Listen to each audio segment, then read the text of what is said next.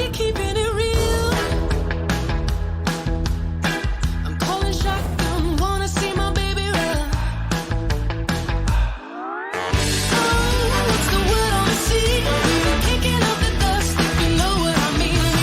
We got a good thing going. We got a good thing going on.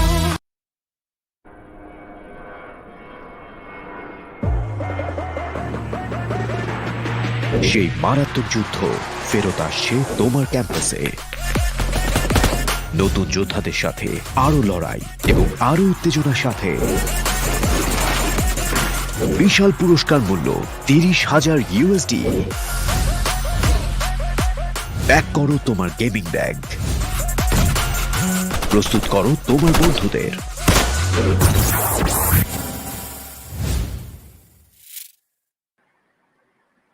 Hello and welcome to PUBG Mobile Campus Championship Bangladesh region. This is season 1 semi-finals that we're in, and of course a huge thanks to Oppo F19 Pro #book up your fun, along with which we're joined in with Trooper to get our day started. Day number 5, final 2 days remaining. Trooper, how excited are you for these teams today, mate?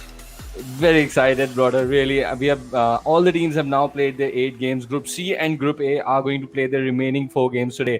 So today, by the end of the day, we will have 16 teams who would have completed their 12 matches. There's absolutely nothing these 2 teams can do anything tomorrow. So it's sort of like a target they're going to set up for the remaining teams. So it's going to be a pretty interesting day in the overall status of the region for the campus championship.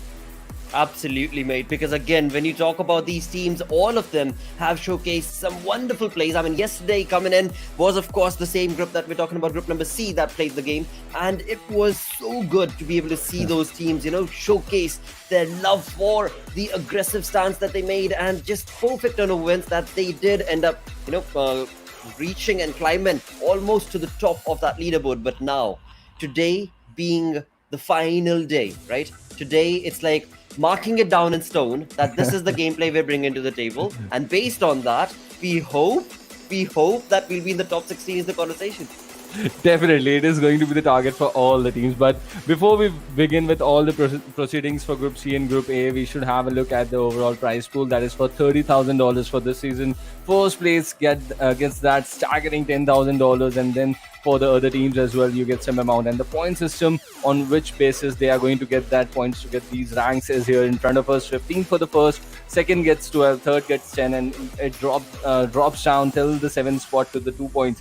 8 to 12 get 1 point, 13 to 16 get none, and the all-important factor there, kill points. 1 kill per point. Are the teams going to change the strategy?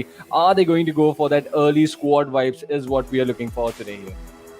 Absolutely, and we do know when it comes to the aggressive stances that we're talking about, it was KSX that did have a phenomenal turn of games yesterday where they were second in the first game, chickened in a winner in the second Sanhok game, move on to the final Erangel game. Once again, that team was looking really comfortable with those 9 kills. So that team has created a massive lead for themselves. And today, once again, they're going to be jumping into the arena. But move on towards Group A. Now we have FutureStation that's going to be a part of this. We've got MARTYRS 19. We've got Bad Intentions. This is going to get real interesting with ABC being a part of this as well as XBrothers. Yep, this is looking a very good lobby, and I'm very excited to see both the big names inside this lobby. Right, FutureStation is going to be fighting it off because before yesterday they were the table toppers, but now look at how the situation has changed. All the top 3 teams are going to contest today. So this is going to sort of also give us the winner of this overall semi-final stage. That #1 position of the semi-final is also going to be something that these teams are going to fight for. All the 4 teams, in fact 5 teams are going to fight today. They are either from Group C or Group A. So that is going to be an amazing feat today to watch. So true, but as this day is going to come down to an end, there will be teams that we are going to be keeping our eyes gauged on towards tomorrow, because right here on the 6th position is going to be Venom Legends. They're not playing today, am I correct? Yeah, they are not. And that is a team that, again, when it comes down to having good games, they have showcased that wonderfully. So that team, I'm sure, is going to be sitting down to view these games right now. Today, the 4 games that are going to take place and understand, all right, so this is what's happening. And they're going to be basically creating a goal for themselves, right? A1 Esports, Venom Legends, and all the other teams that, of course, are going to be having their final game tomorrow. Yep, and 1952, A1 Esports, Venom Legends, all these 3 big names are going to sort of charge in from tomorrow from behind. So we'll see for which team the comeback is going to be real, because we have seen 1952 do some comebacks in the recent past. We always know A1 Esports is the team for comebacks. Venom Legends has also impressed us in patches. So let's see which is going to be the team that is going to impress tomorrow. But today is the day when the target is going to get set.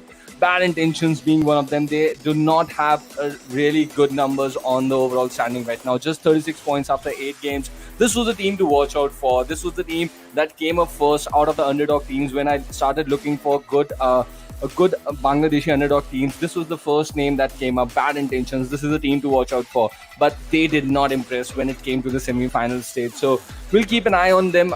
This is the last and final day. This is where it matters the most. What is Bad Intention going to come up with? We are going to find that out today. Absolutely, and I cannot just wait for the games to begin. After all, when it comes to the games, we are going to be looking at the 4 games that will move on along, starting off on Erangel. As the day will get moving along, we'll move on from Erangel towards Sanhok.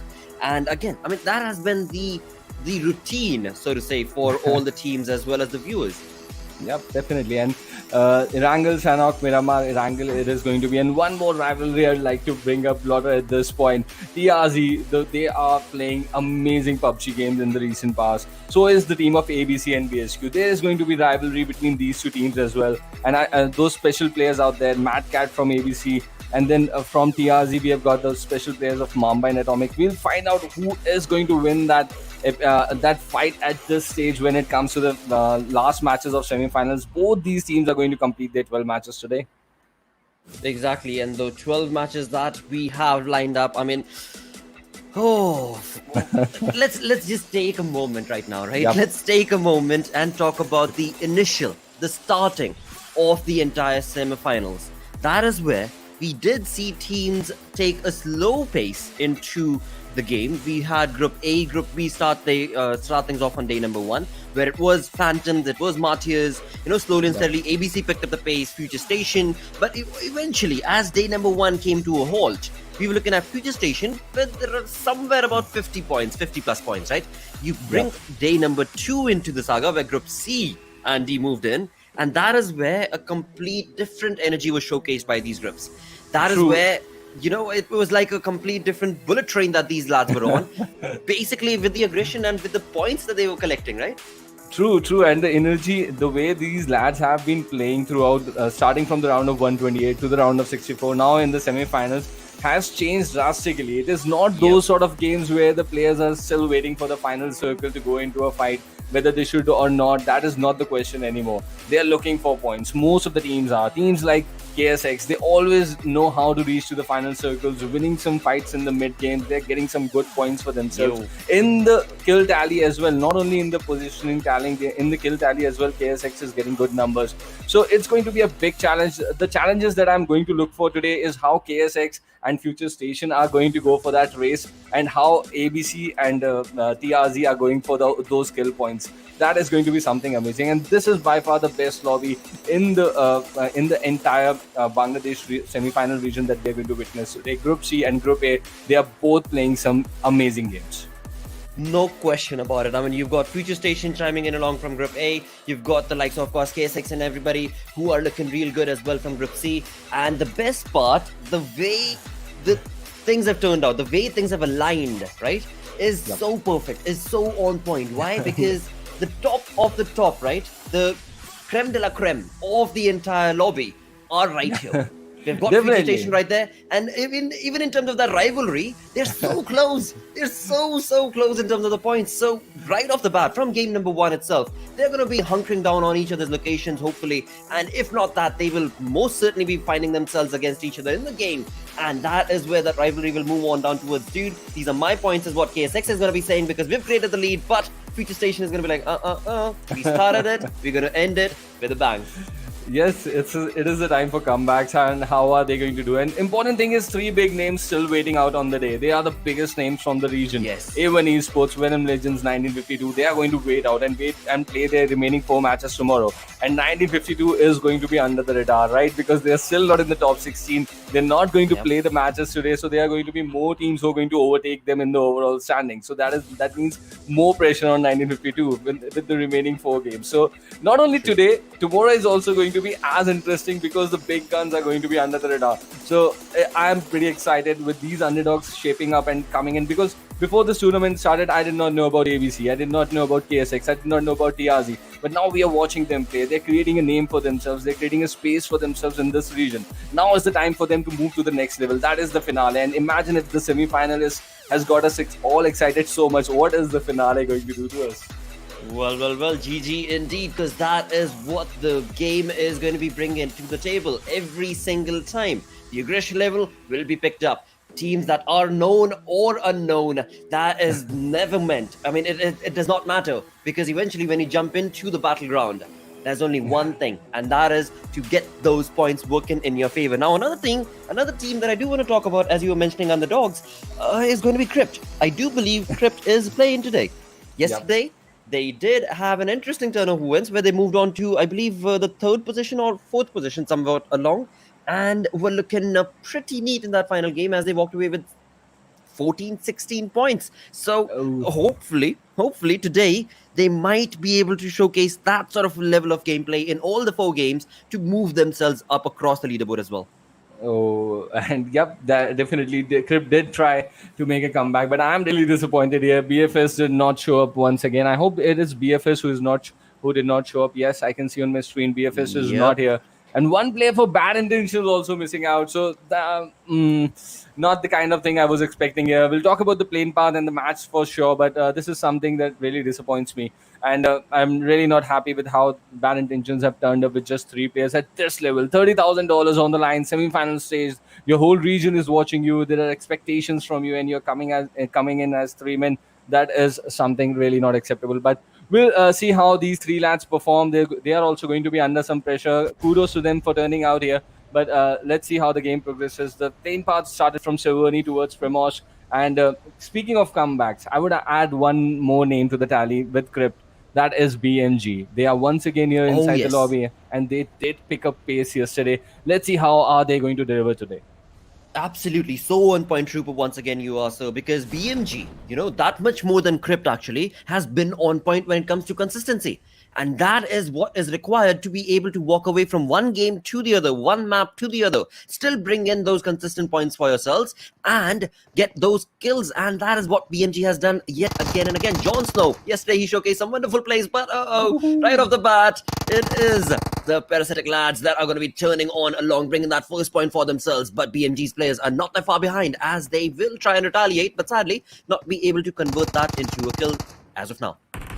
Definitely, and let's see how this fight goes on. And Pochinki, and in the early stages of the semifinals, this was the only city that was not being occupied. Now multiple teams trying to fight in Pochinki. We saw yesterday that BMG was trying to capture Pochinki yesterday. SCL NVS were giving them challenges in the Erangel games for Pochinki, but now IPG is here for the domination. Let's see how IPG is going to take the city, because coming into the finals, this is also going to be a preparation. What drop locations are they eyeing to take inside the finals, inside Erangel, because Erangel is a very important match in the terms of context here. But by the looks of it, IPG is looking to dominate this Pochinki city right now. BMG, the players are low on health, some are knocked down there, but IPG is looking to extend their lead and maybe get some important kills from Erangel from Pochinki out here.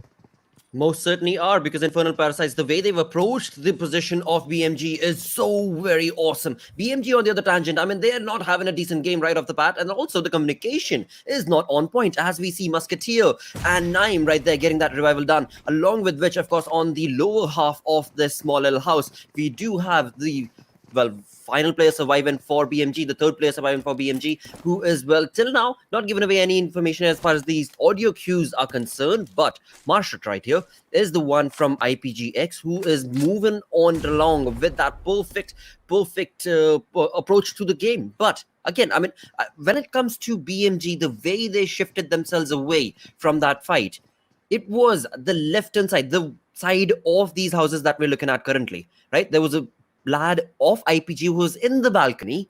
He was able to bring down Musketeer once, then Musketeer moved in. Naim then moved on along from that exact same angle, which again defines that BMG, the communication was lacking so much that they are walking into the crosshairs from the same exact angle again and again. That was atrocious. But nevertheless, as the fight moves on along, 5 minutes into the game, we've of course got that one kill that we saw, and that was sad for BMG. But now, as BMG hunkers themselves down, what can we expect from them? As we can see, Heaven is creating some wonderful smoke in there, so that not a lot of information is given out as he approaches towards the compound. The other lads of IPG have gotten themselves on the back end, so that if at all they see any player of BMG trying to run away from the fight, they're going to be well equipped and prepared. That's some excellent spotting from you, Blotter. I got to give it to you. And this is the homework this team needs to do when they look at their matches after the game. They really need to understand that they need to work on the communications, the use of the smoke that they are doing right now. All these things are something they can actually work upon. But the push is here from IPG and not spotted. They did not spot Shingami. And in that process, Shingami did get a knock. But eventually, if he goes down to his knees, he would be eliminated from the game pretty soon. But IPG, they are looking good in this game. Heaven is going to get the revive there. But Musketeer, he does not have any health for quite some time. For quite some time, he's on that revive health. But just two players now remaining, Naeem and Musketeer, they are going to be under pressure. Their reign over Pochinki is coming to an end, and Musketeer goes down to that UZ from Marshall. Absolutely, because the health certainly was not working in his favor. With that, we've got Naeem, the final player of BMG. If only he had a nade or something that he could use to try and backtrack, or rather, as he would backtrack, maybe just cover his ground. But eventually, that Uzi certainly did help out Dictator right here, as he was able to get that perfect kill for himself, the final kill for this, and doing so have resulted in the first 6 minutes of the game turning out to be in favor of Infernal Parasite Gx right here. As we see, 4 points to this team. Yes, they did take a lot of damage as they moved on along, but eventually, I mean, that is what it is. Yesterday also, we had that perfect Class 101 coming in from, I believe it was A1 Esports that was at the receiving end. And never mind what happened yesterday, but basic Class 101 was based on how difficult it is. And how crucial it is to get those kills when it comes to this game, especially at this level. Definitely. At this level, these 4 points in the early stage, if you're going for that one-on-one, you really need to come out on top here. And we saw yesterday some other teams as well do it. Just like you mentioned, A1 Esports was trying to do it yesterday. But all these teams, before even the mid-game has started, it is going to create a lot of self-confidence and self-belief in the players of IPG here in front of us, Infernal Parasites. And they have always been impressive, right? Whenever this group has come up and played their games, IPG has always made sure that they back some handful amount of points from each and every game. So I'm really impressed the way they have started their campaign for the day. As look at from their perspective as well, they would want to win and end this on a #1 position as well. Who wouldn't? So starting off from a fight in Pochinki, getting all 4 points, this is sort of a perfect start for the team of Infernal Parasites. Exactly. With that, we move the conversation towards a team that I do admire, because the way this team approaches, they're just so positive. This is none other than XBrothers that we're looking at right here. We've got Sherlock, Faisal, as well as Venom, who are slowly and steadily getting themselves acclimated to the energy of this lobby, slowly getting on along with the game, trying to get the loot that they possibly best can for themselves. Now, again, going back to the way I introduced this team, I do love their approach, because they're just so vibing. The conversation that XBrothers are part of is always on point, even though when it comes to the overall standing and the points that they walk away with are not looking too good, because on the other tangent is going to be teams like KSX, and KSX is a team that is also in the same lobby, but miles apart when it comes to their gameplay, miles apart in terms of taking that aggressive stance and converting those into wonderful points. Yeah, and KSX is sort of a team that you would not spot till the mid game, right? That is the sort of strategy they play with. So true, Like yes. for the 12 or 13 minutes, they are going to be absent completely. But it is the later half of the mid game when they sort of like show up and inside the lobby, and they sort of like always make those moves like a tiger. They are like try to crouch towards their prey and get a team once, then they go towards the final circle. They play an amazing game. I'm really impressed the way they have played, and we'll find out today how are they going to end their campaign as well. Coming in today, leading the charts from the overall in the hashtag one position, that is something amazing. That is a wonderful feeling in any tournament that you're going to play. And with that sort of confidence, I am really excited. How are they going to convert that confidence into some more points? Because they know there's a big team chasing them. FutureStation, they want that hashtag one position because it's been a big gap between for FutureStation. They have had a rough patch for quite some time. Now is the time for big names like Badrev, Machine, Kapshi, Evilai. What are they going to? What do they have on their mind? So it's going to be a good contest between both these teams. We'll find out pretty soon how this first mid game that is going to start in Erangel going to shape up, because as we can see, the cluster is already starting to develop between that shelter and farm region. Yep, it is. And this is where the annihilation shall begin. We, of course, have that first team that was sent back into the lobby. That was none other than BMG. BFS is not playing, thus implying that we have 14 teams that are currently on the map of Erangel. As you were just talking about FutureStation, they are towards the ruins area as of now, and they will be making that rotation in towards the zone slowly and calmly, because again, that is what the stance that FutureStation has taken as of now is looking like, because placement points for this team have been 56, kills that they've been able to walk away have been 52. So again, a very equal playing field is what they've created for themselves when it comes to the opportunities that FutureStation jump into and convert for themselves. But move the conversation towards the zone itself. Right here we can see towards the north is Yasnaya Polyarth, which is also part of the zone, and that is where IPG are going to be moving in and creating some electric storm as they bring on along towards the opponent teams, because, well, from that region there will be no other team that will contest them as they make that rotation through Yasnaya. But move that conversation to another team that is going to be Exentric, that is finding themselves in the shelter, and right above them is going to be another team that we could maybe see get into a fight as Exentric try and get out of the shelter area. Definitely, and it's a very interesting point that you made about the open spaces of Yasnaya Poliana, right? And teams have a lot of space to rotate from that area. It would be interesting to see as the cluster we saw is shaping up towards this shelter area, the farm area, and these compounds near them, where the team of AXB is holding up right now. It's going to be interesting if the circle in the third or the fourth stage makes a northern shift and the zone moves towards the north, because that is when the problems are going to arise for all these teams, all these IGLs who have sort of favored shelter and farm area to station themselves in this second circle. So we'll find out pretty soon how these teams are going to play, and that completely depends on the zone. But for now, teams like XBrothers, Exentric, CRYPT, they are all held up in this nearby vicinity, just about the shelter and this compound area. It's going to be an interesting fight developing over this area if this area still remains in the later half of the circles as well. Absolutely. Right here, of course, we do have XBrothers calling this compound their home. Right below them, we do have CRYPT that is going to be setting themselves up in a decent positioning, alongside which there is Exentric that are also in the same vicinity, but do have an upper advantage because they are on top of a hill, and that having that height advantage will certainly be able to help them out a bit more. But along with that, it is going to be CRYPT that might let's see actually how this fight turns out to be, because right now we do see all the teams, all of these three teams taking a very passive approach. They're trying to gain the information but are not retaliating or responding to any of the gained information as of now. Move that conversation towards the circle itself, and the circle has gotten itself towards the northern side of farm, very close to the shelter area still. So the teams that we were just looking at, they are still going to be part of the circle. And again, with that second airdrop coming in, so the game is slowly and steadily getting on along into those aggressive stances that we do love to see.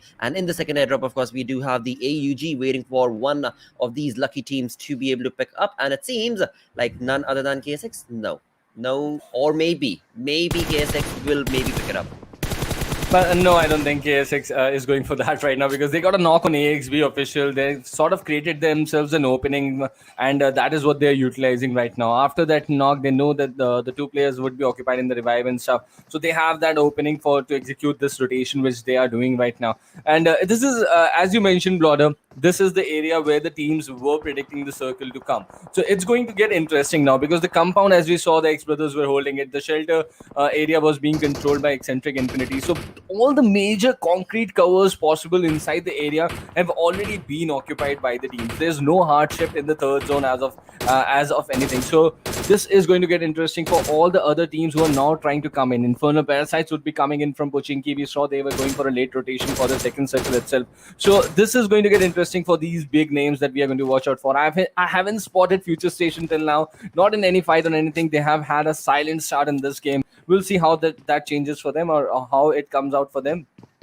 Exactly. FutureStation, we did see, based on the rotation that they were making, they were trying to go for a late rotation, stick into the edge of the zone. But as the circle brought itself towards the northern part of the farm, we did see TRZ, another team that was very close to FutureStation's placement. So maybe, just maybe, we might see a skirmish breakdown between those two teams in a few moments. But right now, it is, of course, AXB officials that was at the receiving end of KSX. KSX have made that rotation towards this compound, and well, again, now it is a stalemate situation, because AXB officials, they have this perfect compound working in their favor. On the other tangent is going to be KSX right in front of them, but they also have the ridge working as a defense factor for themselves for now. With that, 15 minutes in, it is a slow poke game for now, as all the teams do know what is at stake. All of them want to be sticking together and slowly get in towards the center of the zone, get in towards the center of the circle, as the circle keeps shifting.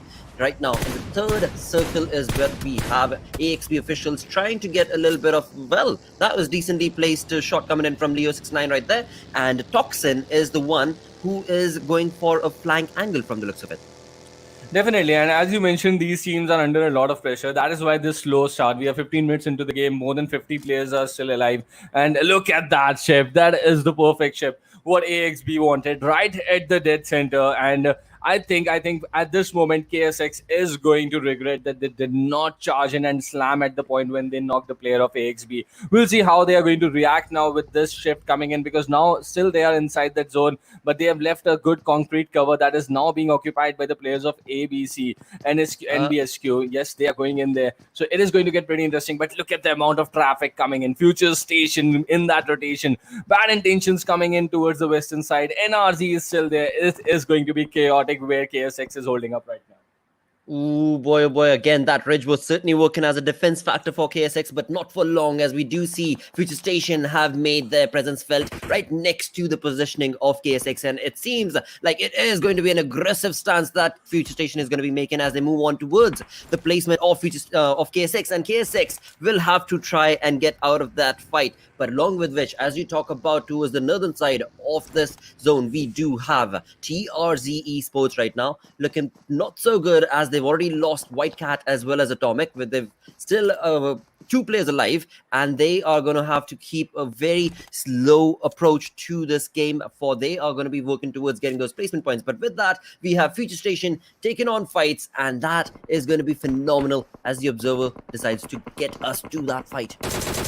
Definitely, we'll see that happen. And as we witnessed, MARTYRS 71 also making a presence feel inside on the northern side. We saw TRZ also here, brother. They were also present here, but this is going to get interesting. This is the western edge we are speaking of. Static Tribe, NRZ Esports, they are here. We have IPG trying to give some Infernal Parasites. Look at that big nade coming inside that. Oh, what a knock. Panda goes down from that nade of Mehfooz. They are making an impact, using those utilities beautifully, giving some height to those nades and popping those smokes to get closer as well. Even is going to slam his Dacia, and like, oh, he's not slamming, and he's using the smoke so brilliantly there. He's not giving that opportunity for NRZ to create that opening. Static Tribe, they really want this fight to go in their favor, but this is a big team of Infernal Parasites that is pinning them down right now. We'll see how they are going to react, but as we speak, SuperNovas have already been eliminated from the game. But look at this amazing push coming in from Infernal Parasites. They won the fight inside Pochinki, and now they are creating some massacre over this western edge.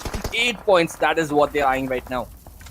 Oh boy, as they do so, it is certainly seeming like FutureStation is going to make their presence felt, as well as KSX and the, well, third parties. Now, this is what you're talking about. You do see a lot of smoke being popped, but along with that, when it comes to the smoke, you're also giving away a lot of information. This was a really good fight that Infernal Parasites were able to convert for themselves. Dictator and Marshall, sadly, are the only two lads remaining, as they did make the push with all four members. Sadly, they were in the open. They did walk away with points, but also ended up losing a few of their brothers. Move the conversation towards FutureStation, a team that is hunkering themselves down with a spread out approach as of now. As of now, they are a two-man split from the looks of it. I think I would be happy with the trade they've got here. They lost 2 players, but they already have 8 points in their tally. That is a trade any team would take at this point.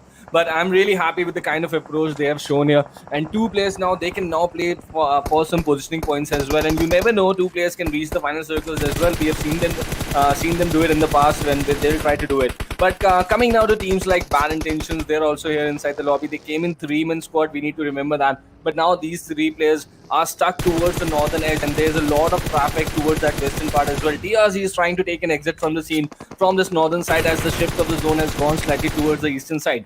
So this becomes very important, that how late are Bad Intentions going to plan their rotation.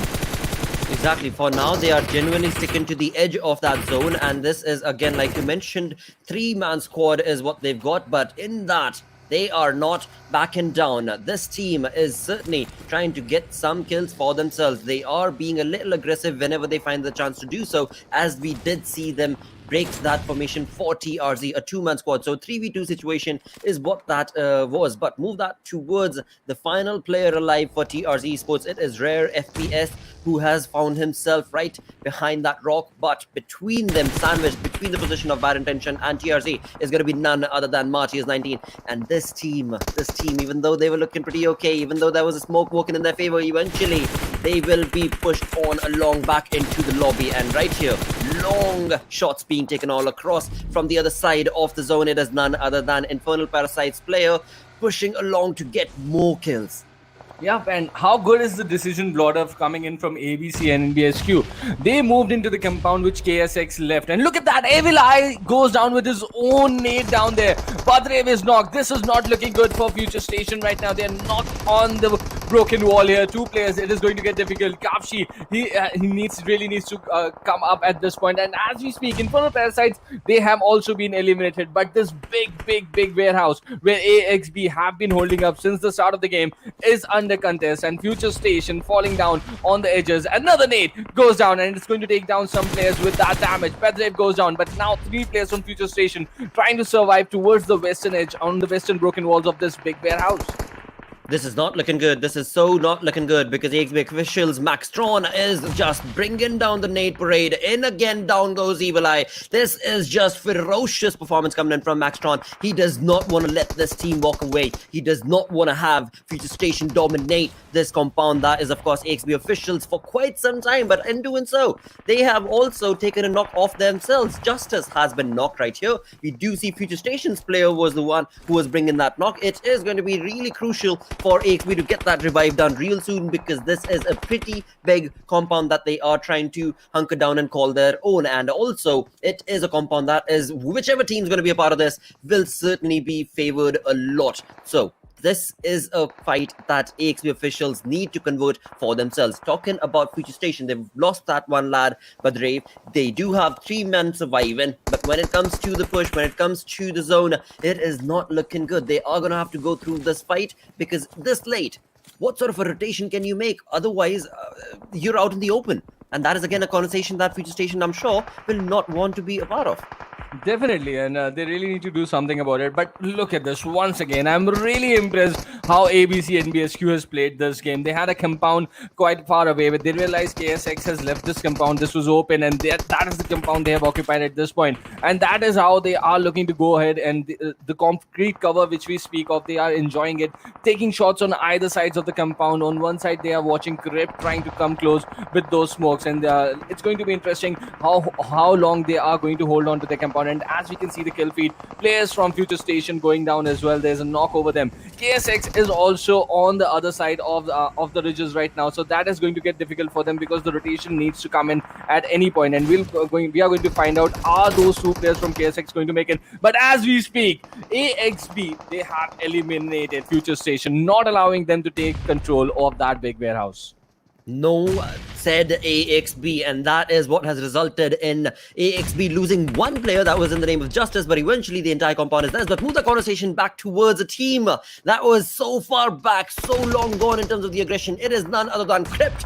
We see CRYPT moving on along, getting some perfect communication going on along for themselves, and it is ABC at the receiving end. This lad right here is the man who is trying to make that barrage. It is none other than Launch, but sadly, from far away, ABC were able to stop that push for CRYPT. Eventually, we still have brothers alive. We've got 5 teams alive, 23 minutes into the game. ABC is still here with 7 defeats for themselves. We've got Exentric far in the corner. Is that the case? Yes, it is Exentric. We've got KSX's 2 players alive as well, and all 4 lads from brother right here, XBrothers.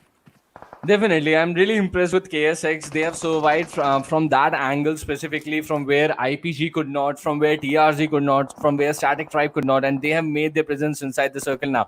Now it's time for ABC. They have made those important decisions at the right time. AXB, you also have to give it to them. They did fight for their cover, and they made sure that FutureStation did go down there. So we'll see both these teams trying out in the final circle, but you can see the position of KSX. It's not looking a very good position right now. Maharaj is also knocked down there, but there goes down another player of AXB as well. Shots coming in from the sides of Exentric Infinity. They've got a good ridge to play with, but they're going to pose a lot of problems. Look at where Ifti is. He's lying out in the open. No smoke, no cover. There's absolutely nothing for him, but he is still somehow surviving out there. But this is not going to give any respite for the teams of AXB. They have made it late coming out from that compound, and they are going to get eliminated in the 5th position out here. But KXX, AXB, NBSQ, all 3 teams still fighting against Exentric Infinity, who are enjoying a good shift of the zone here in the final circle. Absolutely, ABC is what the observers are taking us down towards. All 4 lads certainly alive. KSX's Ifti, the final lad, is trying to take this fight and not allow ABC to move into the zone. But of course, it's only time before Mad Cat brings this fight towards himself. It is XBrothers Faisal that he was able to. Just a little bit of time is what they need. Just a few seconds is what these players need. And Mad Cat was on top of that, converted that into a knock, and now will push on towards the smoke as he tries to get himself into the zone. Till now, XBrothers are still alive right here. They've got 3 defeats. Faisal certainly was knocked, as we just saw. Exentric is looking pretty comfortable and confident with 5 defeats for themselves. 4 players still looking comfortable. And Ifti, the final lad for KSX, with 5 defeats, he is being that rock that will not allow ABC to push through. Definitely, and Ifti has made it so difficult. I'm surprised how did they get away from that nade that he planted inside the smoke. I was expecting them to blow completely, but that did not happen. This is the 3rd knock that Ifti has got over ABCxNBSQ. It's going to get so difficult. They did not keep any vehicles intact, and that is what they are being punished for. And AEC is also making life difficult. Everyone is shooting inside those smoke clouds right now, and Ifti has sort of made life so difficult for ABCxNBSQ. They are not going to be allowed, but he's got hold of the players of XBrothers as well. So what is this solo lad doing over here? He's already got 4 kills. He's troubling 2 teams at the same time, and he is playing an amazing game. No cover whatsoever, but still he is able to mark an impact in this final circle.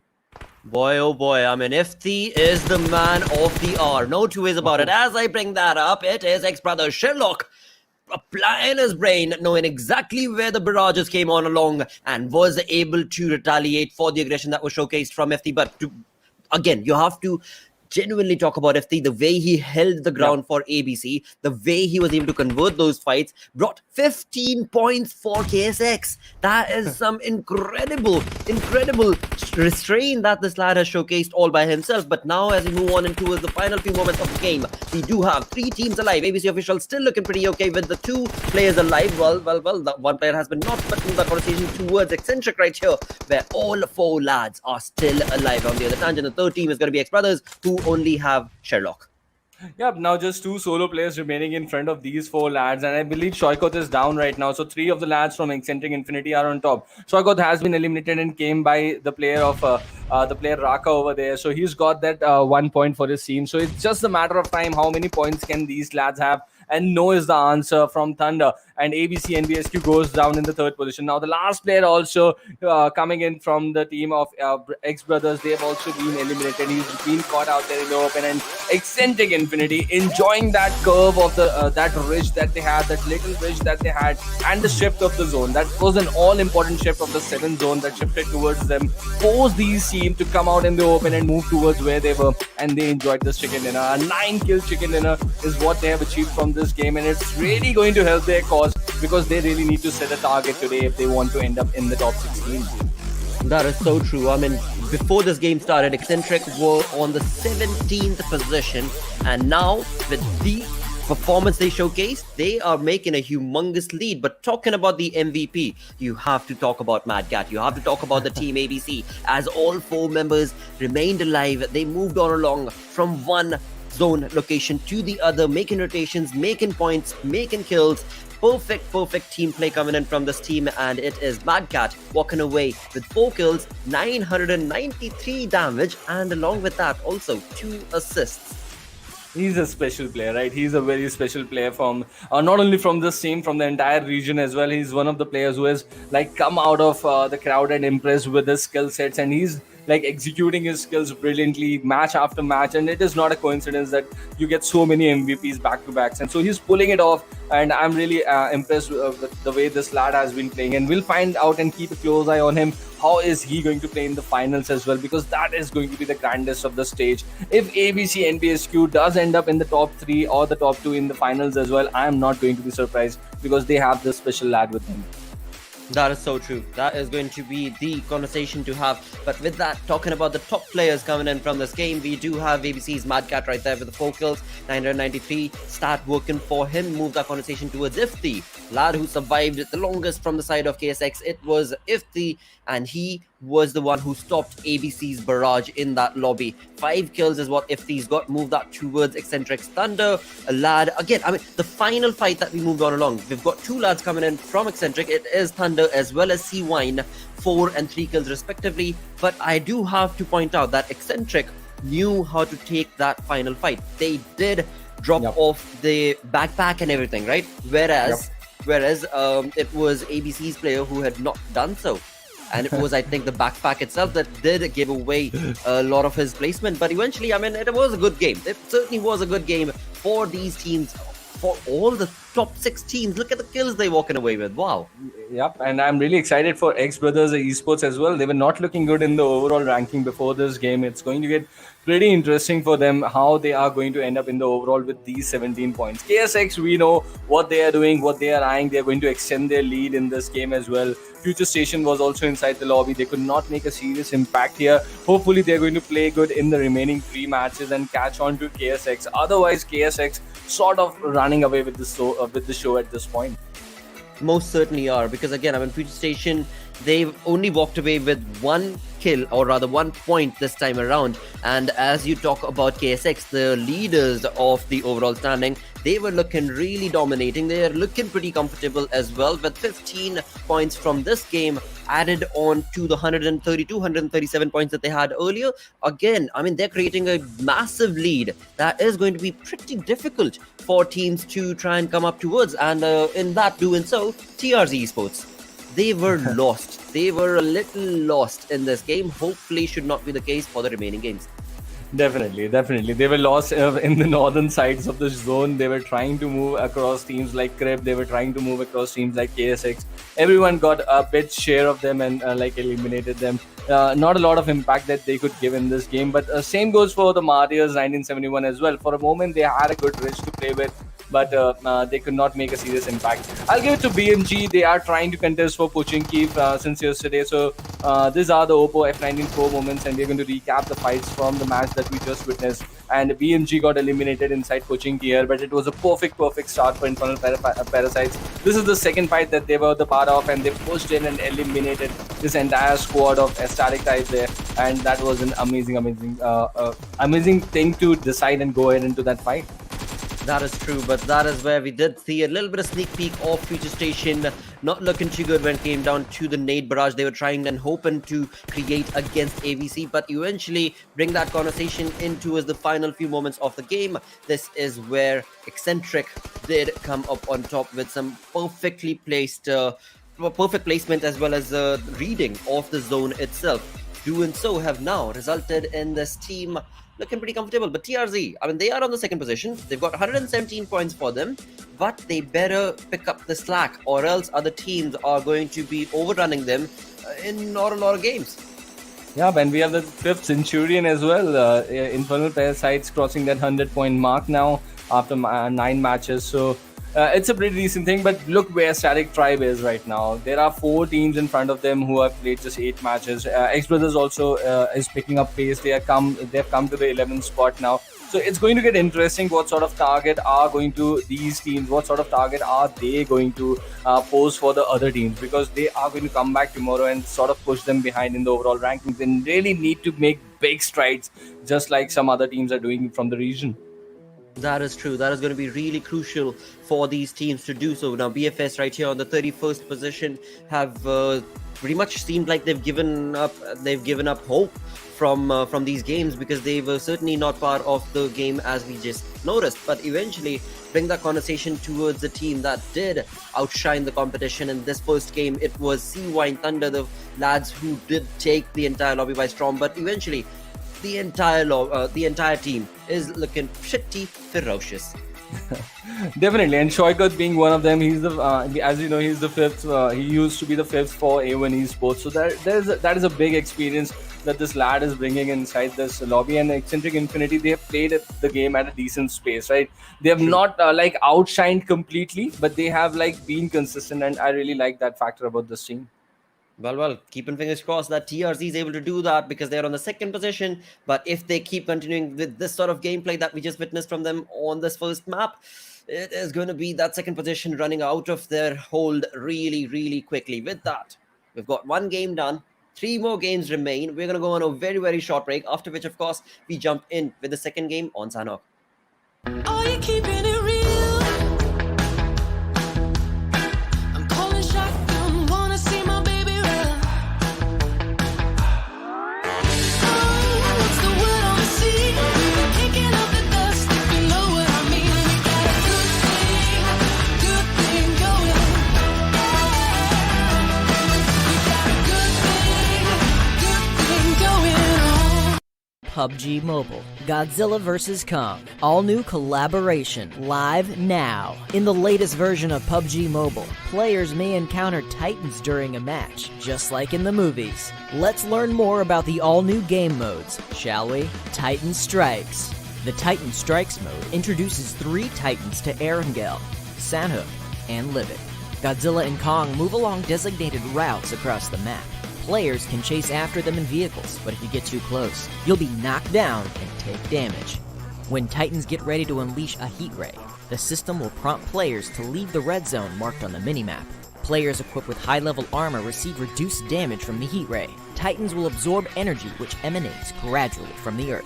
Once the energy reaches a certain threshold, Titans release it and create Titan crystals around them. Different types of Titan crystals provide different effects. Erangel's blue Titan crystals are special throwable items that players can equip. They knock back and burn enemies who are behind cover. Sanhok's gold Titan crystals enhance players' abilities, making you run faster and jump higher. Livik's red Titan crystals give players the ability to detect enemies nearby for a brief period of time. These enhancement items give players an edge in battle. Use them and bring the chicken dinner home. With the help of Titan crystals, players have even more unique tactics to achieve victory. Godzilla and Kong roam Erangel and Sanhok respectively, and players may bump into them on Spawn Island. Players can preview the Titans' route on the minimap, along with Apex Cybernetics, and low, mid, and high-level monster settlements. Apex Cybernetics are scattered along the Titans' route, which contains many valuable supplies. However, players can only enter the facility after a Titan has destroyed the base. Players that arrive early will not be able to get into the highly fortified Apex camp. At the same time, defeating different monster settlements rewards good supplies. Monster settlements are mainly occupied by lizards and crabs. Players can use a diversion to divide and conquer. The monsters are big, so using a shotgun at close range can deal huge damage. Players must also be wary of the Titan's attacks. Although they're not hostile towards players, they get irritated when there's too many players around. The Titan on Livik has unique electromagnetic abilities that affect the blue zone and cause it to shift every once in a while. Now, players must pay constant attention to the new play zones and transfer immediately when they begin to shrink, as to ensure they're not swallowed by the blue zone. Furthermore, Mechagodzilla periodically scans an area of the safe zone and marks the locations of everyone in the area on the minimap. This urges players to transfer or engage their enemies. Players must be extra careful. The Titan Strikes game mode is based on Battle Royale. Players must strive to be the last one standing amidst battling other players and Titans. With the addition of Titans, players are ready to witness their majesty and get their hands on the mysterious Titan crystals. Enjoy the all-new Titan Strikes and experience the earth-shattering might of the Titans.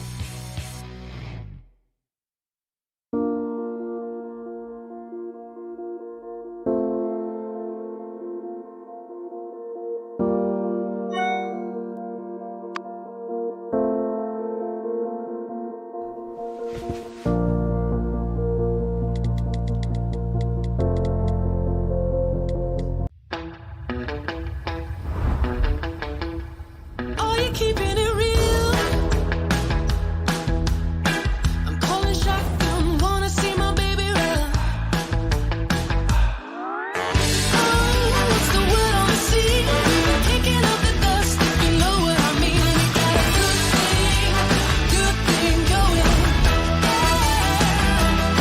We got a good thing going on.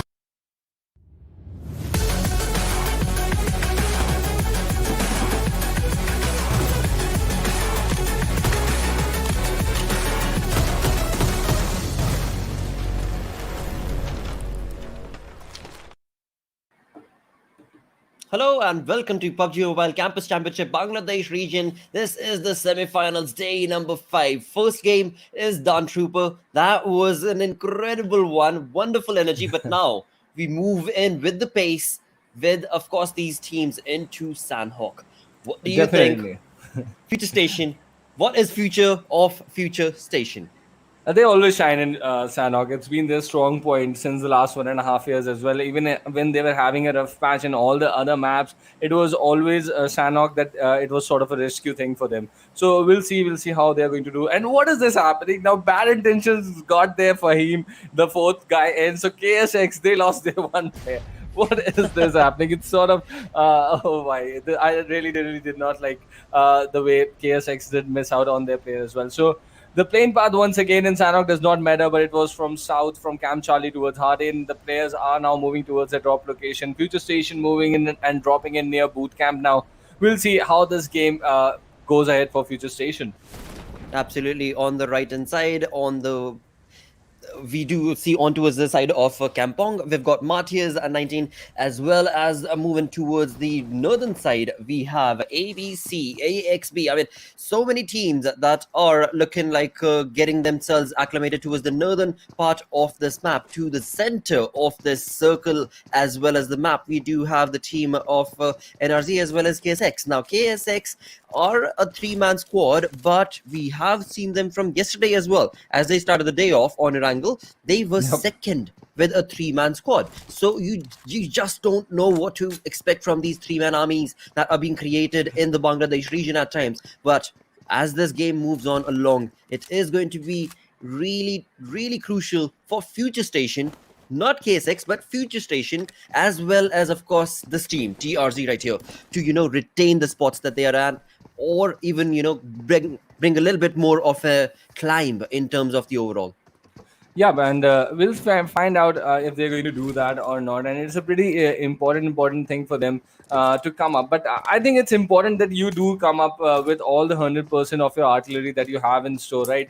With Right. 75%. Yeah, with 75% of your players, it can become a problem at times. Luckily for them, yesterday it was not a problem. But what do we have once again? BMG versus Infernal Parasites, bout number 2 on its way. So let's see. Oh, this is not Infernal Parasites. This is IPGxELECTRIFY. This is a different squad completely. But BMG once again have a fight in the early first 2 to 3 minutes. That is important. They are looking to change things for themselves and getting those nades out. Electrify going down there. One more point in the tally of BMG. This team is certainly trying to change things and put in their favors. Most certainly are. BMG on point right off the bat in the first 3 minutes of the game itself. They've converted that 1 point, that one kill on the name, and that is going to be Electrify going down, the first man to be sent back into the lobby for the moment. But as we move on along, it's only 3 minutes. Only 3 minutes in the game, which implies that when it comes to the utility, both the teams right here do not have a good set of utilities set up, and that's going to be really detrimental if any of them do end up extending this fight. And thankfully, that's what we're seeing from the side of BMG as well as the opponent team, that they are keeping a back angle. But on the other side, Infernal Parasites, that we did want to see go up against BMG is not the case, but it is Infernal Parasites on the other side of the map altogether, still part of that early aggression as they bring down the player Squeezer from NRZ. Yeah, that gives you an idea about the mindset of some of the teams, and that is a very positive sign. With as the finals approaching in the semi-finals, we are watching these teams trying to change the situation and the position of the overall standing with these fights that they are trying to take, and this is an amazing scene to see. But what is exactly Dictator trying to do here? He almost overcooked that nade, and they do not have any idea that there is absolutely no opposition inside these houses. It's all for them for the taking. But we'll find that it's a nice thing in the overall that these teams are taking some early fights, trying to dominate and express themselves, fight for those early 4 points that they can bag with a squad vibe, and that is going to spice up things. And in the overall, how the region is playing a game, that is going to change the scene as well. These teams are going to become more and more aggressive if they are going to go for fights so early in the game. Exactly, Trooper, and that's going to be crucial as well. Now, one thing I do want to point out in this exact same instance that we saw Dictator or the likes of Infernal Parasites, just jumping into the aggression towards NRZ's player Squeezer, as they did so, they did expect the other lads, the other three lads, they did expect the other three lads of the team NRZ to be in the vicinity, to be in the compound, but they were Yep. not. So, that mentality, right, that you have as a team, that you are expecting the other teams to have a four-man squad as well. You are expecting the other teams to at least stick together. And that is something that could very well play with the minds of the players. For example, KSX jumping in with a three-man squad, they could very well play with the minds of their opponents with that sort of an approach, because every team will expect that all the players are going to be together. But here we go once again. CRYPT, a team that did make a difference when it came down to the final game yesterday, were actually part of the top 8, I believe, in the first Yep. game as well. And here they are taking that back seat approach from the aggression. I guess they get 4 or 5 points from the first game. Which is pretty not bad at all. But they really need to step up, like get more games. And this was a point where they could have got this player out from True. IPGxELECTRIFY, and they should have like pounced upon this opportunity, which I think they have missed out here. And these are the sort of opportunities you missed out. And I like the thing that you brought up from Infernal Parasites. They were expecting all 4 players out there, so they were looking for a fight, right? They wanted, and they were expecting oppositions to be there, but still they were going inside the house, so they were looking to sort of push. But that is the sort of mindset you're looking for. And look at that, they have not found other players from Static Tribe, but they have found AXB official, and now they are pounding them. They're getting some kills from them. So that is an amazing sort of gameplay coming in from Infernal Parasites. I'm really impressed the way these guys and these lads are approaching these games, even after being safely inside the top 8. So they want to make sure that they can bag in as much points as they can when they have got this opportunity to play these games, because after today, even Infernal Parasites are not going to get any matches to play at the semi-final stage.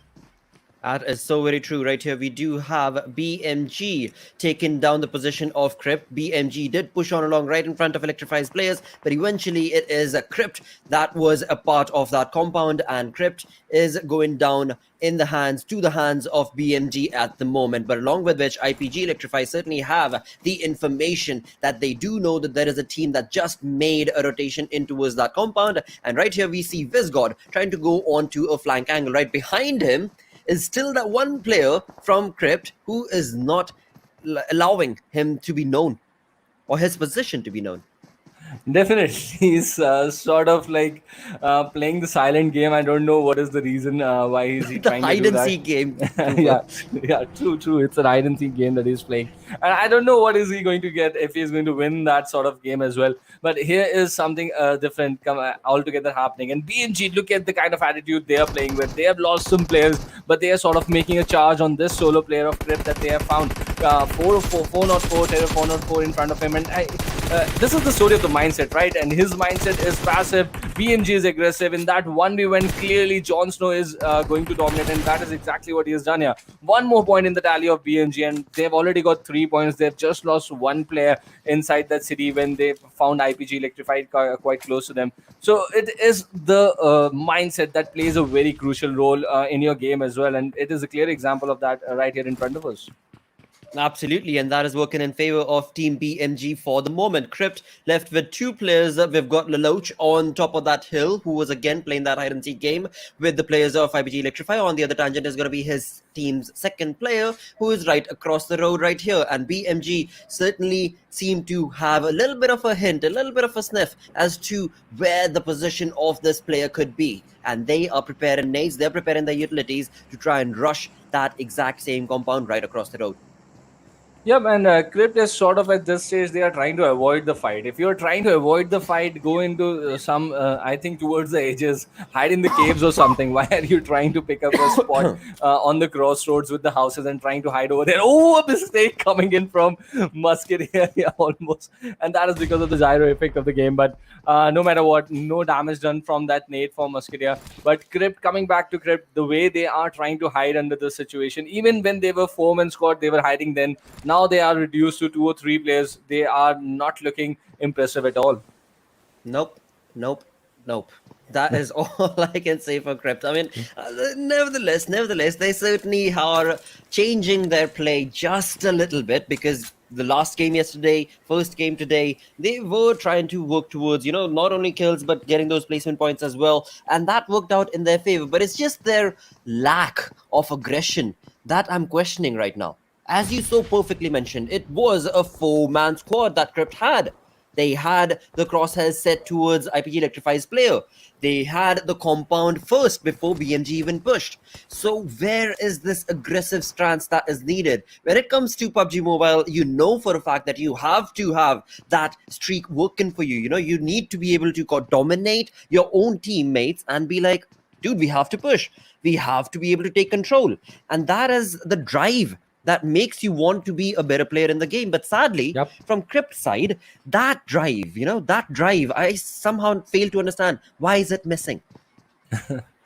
I couldn't have put it better the way you have said it, Blotter. And I'm really disappointed the way they are trying to play the game. But so am I disappointed with those team. That team in the 16th spot, that is MTBFS. They did not even show up. So that is the kind of filtration that is happening at the semi-final stage, right? You can cross the round of 128, you can cross the round of 64, but if you're not disciplined enough, if you're not motivated enough, the semi-final stage, it actually becomes very difficult, because all these other teams, look at what sort of experience and talent they are bringing up. Like, look at the team of ABC, look at the team of FutureStation, Exentric Infinity. They are all big teams. They're all playing a really good game out here. You cannot survive with such an unprofessional attitude in front of these guys, right? They are going to beat you down, and that is exactly what is happening here. Absolutely. With that, we move the conversation towards XBrothers right here, where they have lost the final player who was alive in the previous game, is the first man to go down from this team. It is none other than Sherlock, but never mind him, because 3 men are still alive. And we have seen 3 Plaids can do so much, and well, let's find out when it comes to XBrothers position, how exactly is this going to pan out for them. They are looking pretty fanned out right next to this area, right next to the quarry area is I think where they're at, and across the road, across the hill, they still do have a few teams that could maybe, just maybe, gun them down because of the positioning, of the other teams that are so close to XBrothers. They seem to be on a bit of a low tangent, and yep, we've got SuperNovas right here. Now, talking about SuperNovas, another team that initially, or rather during the mid phases of the semifinals, were showcasing a little bit of an aggressive stance that they did put up, but overall their gameplay is somewhat not working in getting them the points that they want, when it comes to the overall standing as well. This is a team that could do so much better, are trying, I'm sure, to do so much better, but as of now, they find themselves pretty much at the bottom of that leaderboard, which is not what you want. Definitely, that is the story for SuperNovas. But there's a completely different story that Mad Cat is writing for himself in this PUBG Mobile Campus Championship Bangladesh. And right here, one more kill against his name, and he's an amazing find from this tournament. I would say really impressive the way he is going about in the semi-final stage, and he was also impressive when I watched them in the watched him in the round of 64 as well. So I'm going to watch this team how they are going to play against when they go into the final stage as well, because that is when it matters the most. Can you get back that top 3, or can you go away with the tournament? That is what the pressure is now going to be on a player of Mad Cat's stature, and they're getting some good points in every game back to back. They're playing the game aggressively. Once again, it's XBrothers that they are trying to overtake, and look at this, XBrothers trying to throw away the loot as well. So that also gives you a mindset of a player as well. So ABCxNBSQ, they have been impressive right from the word go. Most certainly have been. There's no two ways about it. And also talking about Mad Cat, I mean, the name is so perfectly apt to the lad, because that's the gameplay that he always does bring. Now, talk about a stalemate. This could not have been a better stalemate to talk about. BMG and CRYPT against each other in these compounds. They are just waiting to bake a cake, I think, honestly. They've just left a cake baking in the kitchen, in the oven, and or maybe chai or something, and they're just chilling, and they're like, you know what, dudes, we found ourselves a decent play, we found ourselves some point, we're in the zone, we're in the circle, let's just chill out. I didn't get my invite. Did you get yours, brother? I'm really not happy with these lads. But BMG, they were being aggressive. I think Lelaut's position on top of the hill is sort of the reason why they are also holding back, because they cannot actually figure out where Lelaut might be. So when they would try to cross the road from this part, I think they would get shot at. So that is the only reason I can think of why BMG is now playing a defensive game, because they started off quite aggressive, right? That might only be the reason why they are holding up at this point. It could be the case. It most certainly could be the case. I mean, jokes pushed aside, now we do see on the map, yes, we were talking about BMG, yes, we were talking about CRYPT, but it is going to be KSX who's going to jump in and is going to reinvigorate these teams, either getting the kills or maybe just, well, never mind my conversation, because it seems, at least from the map, what we're looking at, it seems KSX's players are not even going to be working themselves towards those compounds for the moment. On the other tangent, when you talk about FutureStation, they are also making a rotation from the side of Pioneer, and following them is going to be TRZ. Yeah, TRZ, they also need a good game after the last game, right? It was really not the kind of game they were expecting, TRZ. So we'll see how are they going to go about in this game. But what I am excited about right now is at this point, Blotter, is how are these teams going to enter from the quarry region? Both good teams, Static and RZ, ABCxNBSQ, they are stuck on that part of the island. It's going to get quite tricky for them because there are 2 bridges in that vicinity. They might just fall into a trap out there. That is going to be the situation for them. So let's see how are these teams going to make an appearance inside the next circle. Exactly, and talking about teams that are taking a bit of a decent approach, a very calm approach, is going to be EXB officials. We saw them making a late rotation from the western side of the zone, and here we go. FutureStation and TRZ, both very close on the leaderboard, one on top of other, but now it is going to be the affair that we do want to see. the perfect rivalry. Will it be created or not? No idea. But right here we do see FS's player Bedrave. He's got the information. He knows there's a team right across that river, and the river is what is separating these two teams as of now. But on the other tangent, there's also going to be a team right behind TRZ, and that is none other than Exentric. So now we have a love triangle being created right here, and the river is the only thing separating them three. Yup, and it's going to get pretty interesting because I believe it's just 4 points that separate FutureStation from TRZ, if I'm not wrong. And TRZ has the lead for now. So we'll find out if the matter is going to be settled down here on field, if that is going to be the case between these two teams. But with Exentric Infinity coming inside the situation inside Painan, the love triangle, as you said, brother, is going to get pretty interesting because entering a city is always easy. It is the question of exiting the city that always becomes tricky. So we'll find out which team has got to cross this other team and if that is going to be the case or not, because Painan, look at that, how crowded and populated it is looking right now. And the zone, it has given a perfect curveball, as you say, brother. All those three teams now have to leave Painan. Well, CRYPT Lelouch right here seems to have found a team of his caliber. I shouldn't say it like that, but it is SuperNovas. And SuperNovas are the lads who are bringing in Lelouch slowly but surely. Damage being dished out towards the lad. It is going to be Itachi as well as Puma who will jump on along towards this fight. But interesting turn of wins by CRYPT Lelouch is just not interested in taking the fight. Nevertheless, it's fine. He did not even move. He was just prone over there, and that he had the advantage. He had the TPP advantage over there. Definitely, he did get some damage from the nade, but I was expecting him to knock at least one player. He just gave some damage to the lad of SuperNova out there, but eventually Lelouch has been eliminated. So now CRYPT has just one guy remaining from the teams, and not a big impact as they would have also expected from themselves.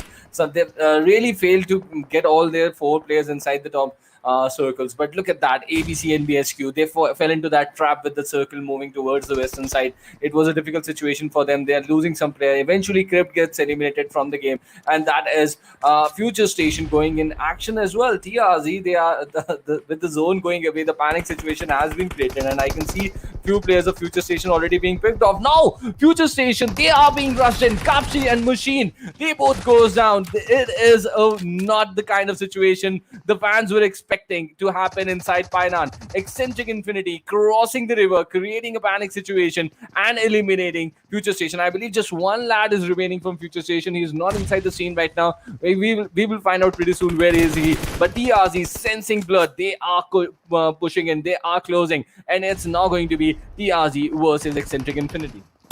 Perfect turn of events right there for the side of Exentric. They had a perfect first game. They were moving on along in steamrolling into this game with that sort of a dominating play, and that is what they tried to work in towards their favor. It is Evil Eye who is the final man alive for FutureStation. Sadly, he will be brought down to his knees, walking away with 0 points from this game. FutureStation not looking good, being sent back into the lobby on the 13th spot. But talk about TRZ. Now this team does need points, but Exentric, the way the team has played their games, it is ferocious. The aggression coming in from CY and Thunder is so on point. All 4 lads are still alive. We've got Mamba right here, the only man surviving for TRZ. But this is a nade. This is a nade that could bring down another player.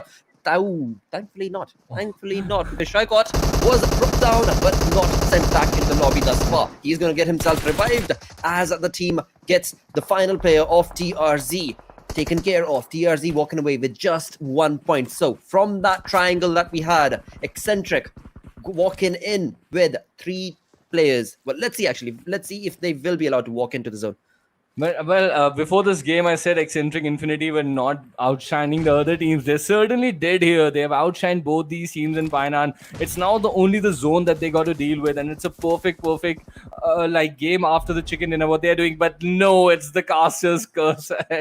It's hit Exentric Infinity real bad. They've been eliminated here in the 10th spot, but they did manage to come out of Painan. It is something we'll give to them. They've got 9 points out of the whole affair of Painan over here. So it's a pretty decent outcome for them, I would say. But we'll find out who are going to back the majority of the points from this game of Sanhok with bad intentions inside the scene. KSX still remaining. We can see BMG there in the backdrop as well. These are the teams who are going to who are going to ice some big important points, because after this game, only 2 matches are going to remain for all these teams to bag those points and end inside the top 16. Wow, look at KSX's Ifthi once again. The entire team is a 3-man army.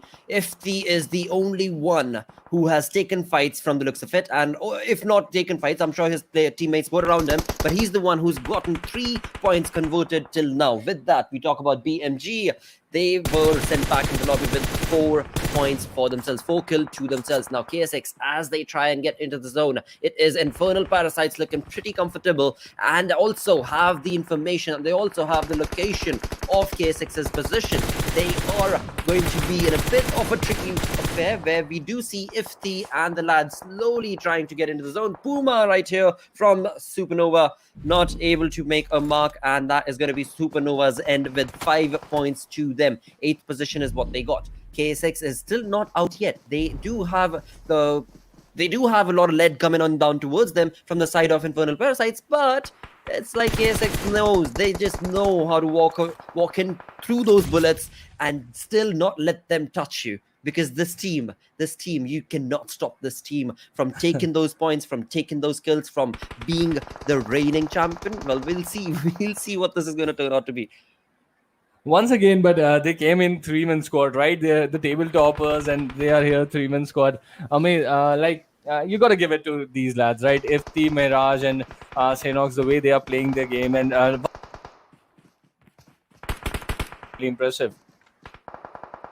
Most certainly looking pretty neat. But with that, now they have Ifthi is the one who is making that push towards the side of Infernal Parasite's position. We've got Heaven, who is very close to Ifthi right now. There will be a lot of audio cues, but Ifthi seemed to be interested in a completely different zone altogether because it is BIT's Cooper. It seemed like, yep, it is going to be Copper, who is also trying to barrage down to the position of Ifthi. And this lad right here, Infernal Parasite's Haven, he was so very good with his point, with his slow approach to this fight. He did not let the player Ifthi know that I am hiding right across the rock, you dum-dum. And as Ifthi tried to take this player, Copper, and his aggression, it was Heaven that came up on top in just one sweep, were able to send KSX's players into the lobby. And also talking about BAT, they are not looking good. Infernal Parasites, they are just steamrolling with those kills. Definitely, and it's always an amazing fight when Infernal Parasites come against KSX. This bout goes to, once again, the players of Infernal Parasites, and as a bonus, they have taken away the players of Bad Intentions as well. So look at that. Stalker is going to fall down to the play zone. He's going to avoid his kill, but they're reading the kill feed pretty good out there. They know the Blad has fallen down to the play zone. They are now concentrating towards the other team. AXB is going to be the team that is there in the final circle against them, and one lad from IPGxELECTRIFY is also there in the final circle. So these are going to be the 2 teams that are going to pose some sort of challenge to Infernal Parasites. But by the looks of it, all I'm feeling here is that Infernal Parasites is going away with those all-important 15 points in this game.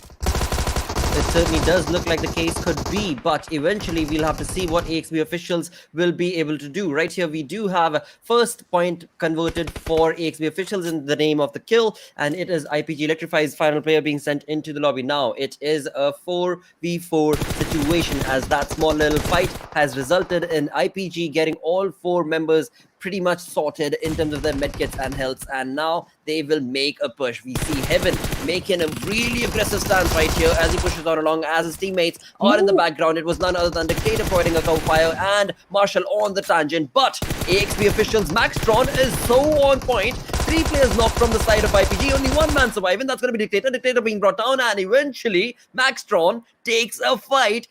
Wow. What a perfect play. AXB officials, I did mention it, they were making that northern rotation. There was no team around in the area that would contest their position, and that's why we saw this team walk into the final circle with 0 kills. But now, this is where they made a difference. AXB officials, they got 5 kills, but did walk away with a perfect chicken dinner. Wow, I am mesmerized. AXB official, they had 0 kills when 9 players were alive, and 4 of the lads had no damage at all. But now they got 5 kills in the name. They just wiped Infernal Parasites as if there was no challenge, no hurdle for them. AXB official, what have they pulled off? I really did not expect them to get this chicken dinner in front of Infernal Parasites. Gotta give out to the lads the way they performed in the final circle and got the chicken for themselves. Most certainly. I mean, I do want to point out that Infernal Parasite's positioning as they tried to make that fight was absolutely phenomenal. They were most certainly on point, but alongside which, I mean, we did see Haven bring in some miraculous plays for the team of Infernal Parasites, and he's the one who will be given the MVP with the damage of 907 that he was able to bring into this game. Beautiful turn of events for this lad of Infernal Parasites. But yeah, taking it back to the push that Infernal Parasites made. They were in the open. Haven was the one who was rushing along to get that player of AXB officials taken care of. On the other side, his teammates were helping him out as well. We saw Marshall, who was on the right flank. We saw another player who was right behind Haven. Perfect approach. I mean, it was just a textbook push, but the way XP officials held their ground and were on point is where the fight walked away from Infernal Parasite, sadly. I think it was a special effort from the lad Maxon out there from AXB. The True. way he controlled and that all, and he had the position of all the four players. That was the important thing, and the way he converted it for himself, that was amazing. And I thought that we are going to have a look at his kills if he got all the four or the three players. I definitely think he got a 1v3 over there in the final circle, and it was his other teammates who got the fourth kill over there. But Heaven getting 2 kills out here, he is going to be the all-important MVP from this game.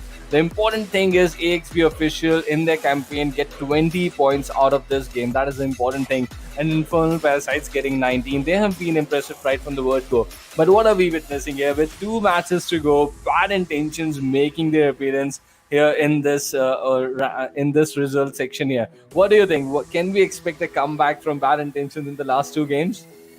Well, it is going to be tricky. The way this entire lobby is playing right now, this is going to be pretty tricky because, again, I mean, we do want to be able to see, teams like FutureStation be able to make a stance, but they're not able to do so. TRZ to be able to take good fights, sadly not able to do so today. But on the other tangent, we do see teams that, for example, CRYPT, the less we speak about it, the better, I think, for the moment. But they are also trying to make a decent stance. So it is possible that Bad Intention might be able to get a comeback, but it's looking tricky and difficult, I have to be honest.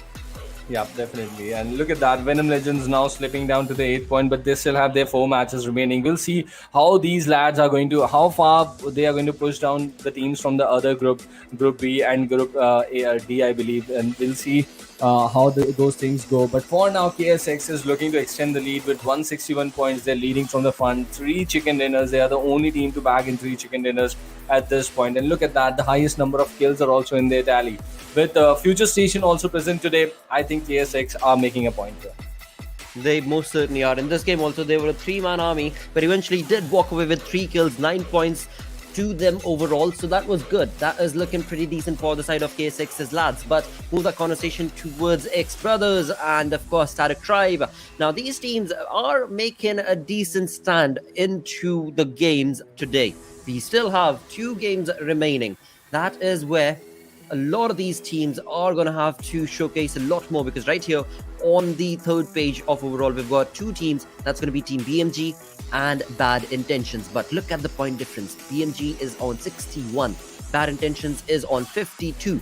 You have a good game like KSX did right now. They only walked away with 9 kills. Or my apologies, 9 points. So the difference right here, again, it's not easy. It's not easy to get those points. And that's why I'm saying that, truth be told, honestly, it is going to be tough for the lads of these, or rather the teams of 3rd page as well as the 4th page, to make a mark this late with only 2 games for them.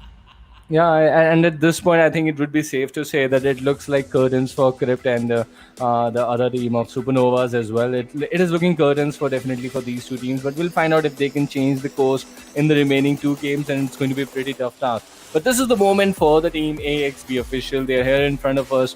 Leo, Justice, Maxron, and Toxin. Maxron was the guy in this last game who could make an amazing impact in the final circle. Hopefully, he's going to repeat this performance pretty soon for his team. And we remember in the last game as well, in Erangel, they backed the hashtag 5th position. They pinned down FutureStation at a point when FutureStation was trying to get inside that big warehouse. So AXB official, in the overall scheme of things, with this last day, they are trying to make a significant impact here. And I'm really liking the way they are moving ahead. That is true. That is so very true. They most certainly are on point with their aggression coming in from EXB official. Even though it was a bit late in the Sanhok, they did walk away with points, and that's eventually what will matter. Eventually, in the end, you want to have those points working in your favor, and they walked away with chicken dinner as well as those kills. Just cherry on top, right? With that, we are gonna be done with 2 games. Only 2 more games remain. But before we jump into that, we're gonna go on a very, very short break, lads. Stick around. We'll be right back. I'm calling shotgun, wanna see my baby run. Oh, what's the word on the sea? Kicking up the dust, if you know what I mean. We got a good thing going. We got a good thing going on.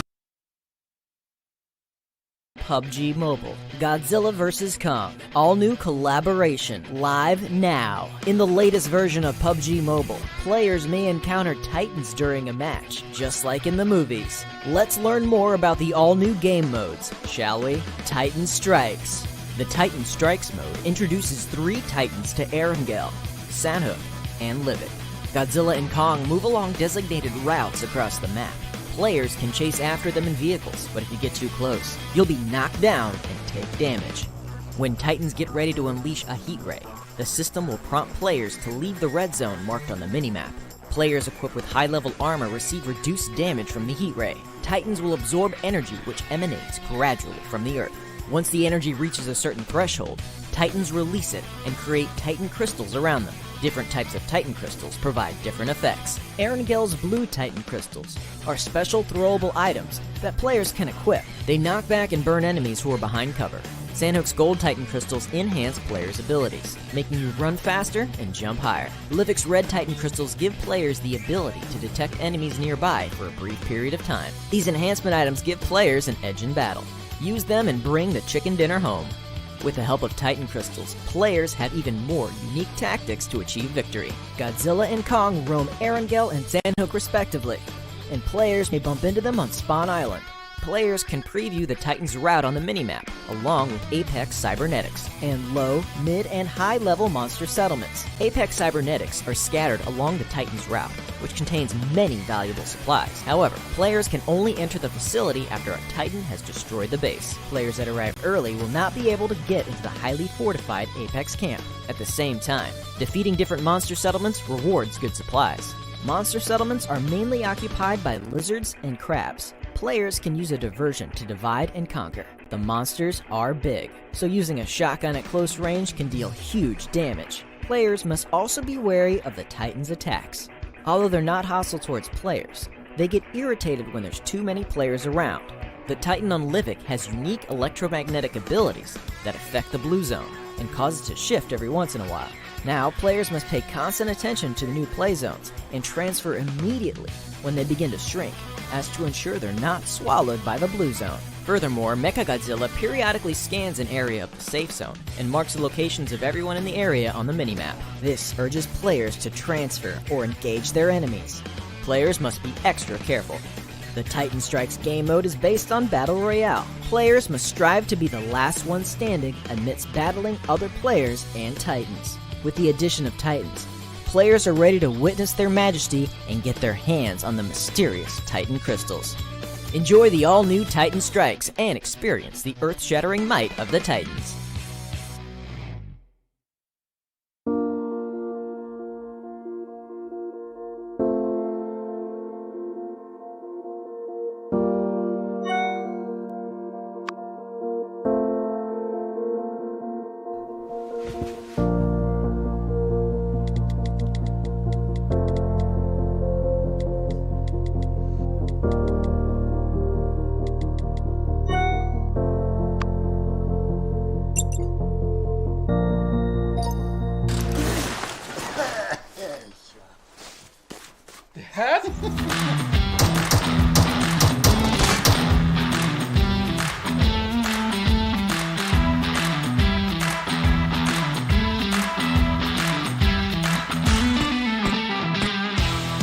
Yeah, we got it, we did it!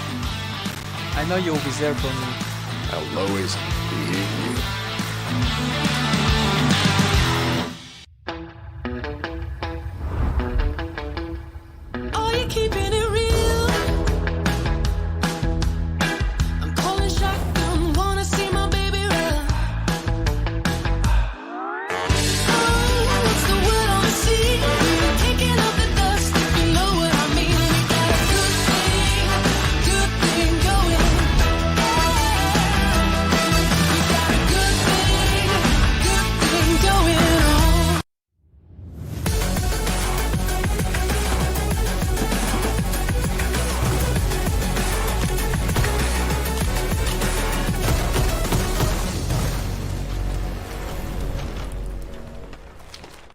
Hello and welcome once again to PUBG Mobile. This is the Campus Championship 2021. All thanks to Oppo F9 Pro. Hashtag Wook up your fun. I'm of course your host and caster Blotter. Joining us is none other than Trooper. 2 games are done. 2 more remain. This is the semi-final, and so it is a really interesting conversation to have. That what are these teams? I mean, again, for KSX, we know that for a fact, Trooper, they are creating a massive lead. But the other teams, for FutureStation, for so many teams that are just not able to make a mark till now. Yup, and they really need to figure out what is going wrong for them on this last and final day as we move into the penultimate game for Group C and Group A. It's going to get pretty interesting out here for these teams because this is the second last time only when these teams are going to jump into the semifinals. So we'll find out which are going to be the teams who are going to go ahead from Group B and Group C. And for a change, both KS and Bad Intentions have discussed and managed to get all the 8 players from the respective squads. I'm really happy about that, but still BFS is not here. So all the 60 players now entering inside this big map of Miramar for a big southern tilt in the plain path. I would say a lot of cities on the northern landscape of the map on the map are not going to be accessible. Cities like El Hazar, Tierra Bronca, El Pozo being one of them, La Cropredia being one of them. So it's going to be pretty difficult for these teams to settle down in the southern half of the map. And if the zone forces these teams to go towards that part, El Pozo, Crater Fields, that is something I am expecting the first circle to go towards. If that happens, it's going to pose a lot of problems, but that is not going to be the scene. You do not get granted all the wishes. El Hazar and Puerto Palacio with San Martin Picado, that is the circle over here. Absolutely, looking still pretty comfortable for these teams. Not a big curveball being thrown from the gods of PUBG in terms of the circle as of now, but it could very well change as the game progresses on along. Talking about the southern part of the map, we do see MARTYRS 19 to be the only team towards that southern part, towards the prison island as of now. Move that towards the center of the zone. Let's talk about it, where we've got Minas Generalis. It is going to be none other than IPG, who have got themselves looking pretty comfortable for now. Right next to them is going to be the team of Exentric, but along with all of this, it is FutureStation that my eyes are going to be looking out towards, and they have found themselves to be in the zone, or rather to be in the area of Los Leones, the city of Los Leones, and they're going to be slowly and steadily getting that loot sorted for themselves. There is no other team around them apart from the southern position from FutureStation that does see Crypto getting themselves a pretty fanned out approach as of now. We will have to see what Crypto is going to be bringing to the table from this game, but move that conversation towards the western side of the zone. We did have Picado region, and Picado is right now being dominated by KSX. Yep, Picado being occupied by the players of KSX. We'll find out if some news come in from that area. But for now, we have XBrothers and SuperNovas here in front of us inside the city of Puerto Palacio. And by the looks of it, there is one more team. So 3 teams already inside Puerto Palacio. And this is BMG. They're always looking for an early fight. Now you got 8 enemies around you. What are you going to do? That is something I want to see here. So BMG, Shingami out here. And this is the perfect start that BMG could have expected. If they can clear out Puerto Palacio, imagine they are going to have 8 points in their tally, and that is exactly the kind of start they are looking for in this game right now, in this game of Miramar, because only one Erangel remains after this. What can BMG do? That is going to be the question, because right now they are somewhere around that 20th rank mark, and they really need a big game. Absolutely, but we look on towards the map itself. It is none other than those orange magenta looking dots that I'm focusing on, and that is none other than the team of SuperNovas. Now they have themselves fanned out in this entire city approach, and between them are going to be XBrothers. Between them are going to be players of BMG. So it is going to be an interesting conversation as to how does the team of SuperNovas want to approach this entire playing field. On the other side, right next to them, as we can see, PMG is certainly closing on in. PMG is wanting to take on those fights, convert those into some points, but who will be the wiser in this position? This is something only time will be able to answer for us. As of now, SuperNovas are going to be making a bit of a rotation, as they did see or rather get the information from Itachi that, dudes, there is a team that's pushing on towards your location, get out of there. And that is what we see SuperNovas players do for the moment. XBrothers are being very, very quiet, not letting any team know. Oh, never mind my word, it is Alpha who XBrothers Sherlock was able to spot out. He does not have any utility, as you can see, but he does have those guns, and that's all that Sherlock needs to be able to bring down the mirage of those leads towards the player of SuperNovas Alpha. But the way Sherlock is taking the fight, not able to convert any of those into damage for the opponent team. So it is going to be once again the triangle situation that kind of is being created here. There are a lot of teams with a lot of positions in this area, but are they going to be able to convert those information into fights that could be theirs, into kills that could be theirs, into point that they so very much need? Yeah, but I'm really impressed with the audacity of Sherlock, right? He just has a UZ and a UMP right now, and using using that UMP on that range without any scope on it, not even a red dot on it, and I really got to give it to him. And you really need a lot of confidence behind you, and that is something only a competitive player can have. Like on that range with that UMP without a scope, if he could have pulled off that knock, I would have really been impressed. But that is not going to be the scene for now. They are still holding up quite silently, but now the problem is they are being surrounded here at this point by the players of SuperNovas, and by the looks of it, BMG sort of have retreated from the situation of Pote Parasio, and it's a wise decision, to be honest. When a team is camping so hard, no, I won't use the word camping when they are holding their position so strong at certain start of the game. You really don't know where exactly these lads are. So retreat is the sort of right option that the lads of BMG have taken, and it's a really good start for them.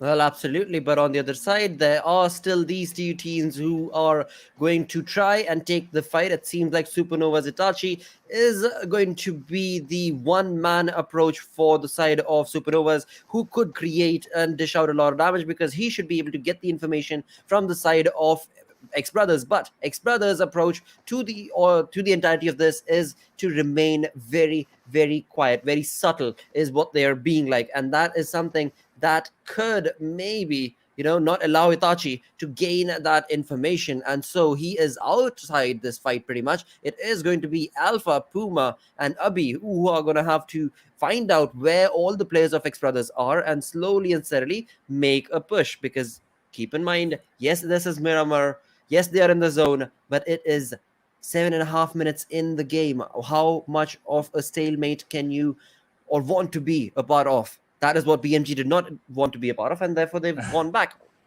Exactly. That is what I was talking about. And still, look at that. He just has a helmet with him, no vest on him, no meds on him, and I'm sure he does not have quite a lot of nades and utilities as well.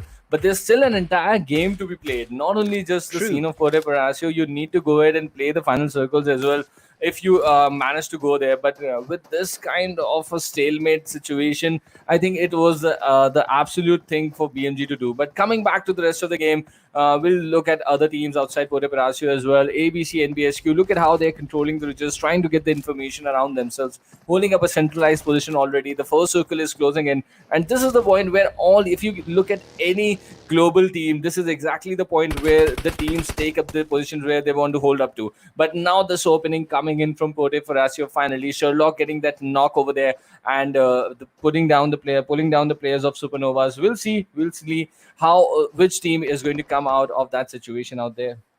Exactly. That is a location that is south right now of the circle. And in that, we also have MARTYRS towards that south region that are going to be making that rotation. But as we did focus on ABC for a moment, ABC, the position that they've got is very close to KSX. And they were actually able to even get that one knock from the side of KSX, but was not converted into a kill. So we still have all 4 members of ABC as well as KSX alive, but very close to each other. So we could expect a fight in towards that region. But talking about fight that has been a stalemate for quite some time, well, rather the past 9.5 minutes, it is none other than SuperNovas and XBrother did get that one player knocked and sent back into the lobby for the side of SuperNovas, and now it seems XBrothers have finally decided that, you know what, enough of this. Let's go ahead and get some more utility taken care of, because the circle is going to be slowly and steadily pushing them along anyways, and they still don't have a lot of utilities, as you were mentioning. So that's going to be the approach that I think XBrothers are trying for right now.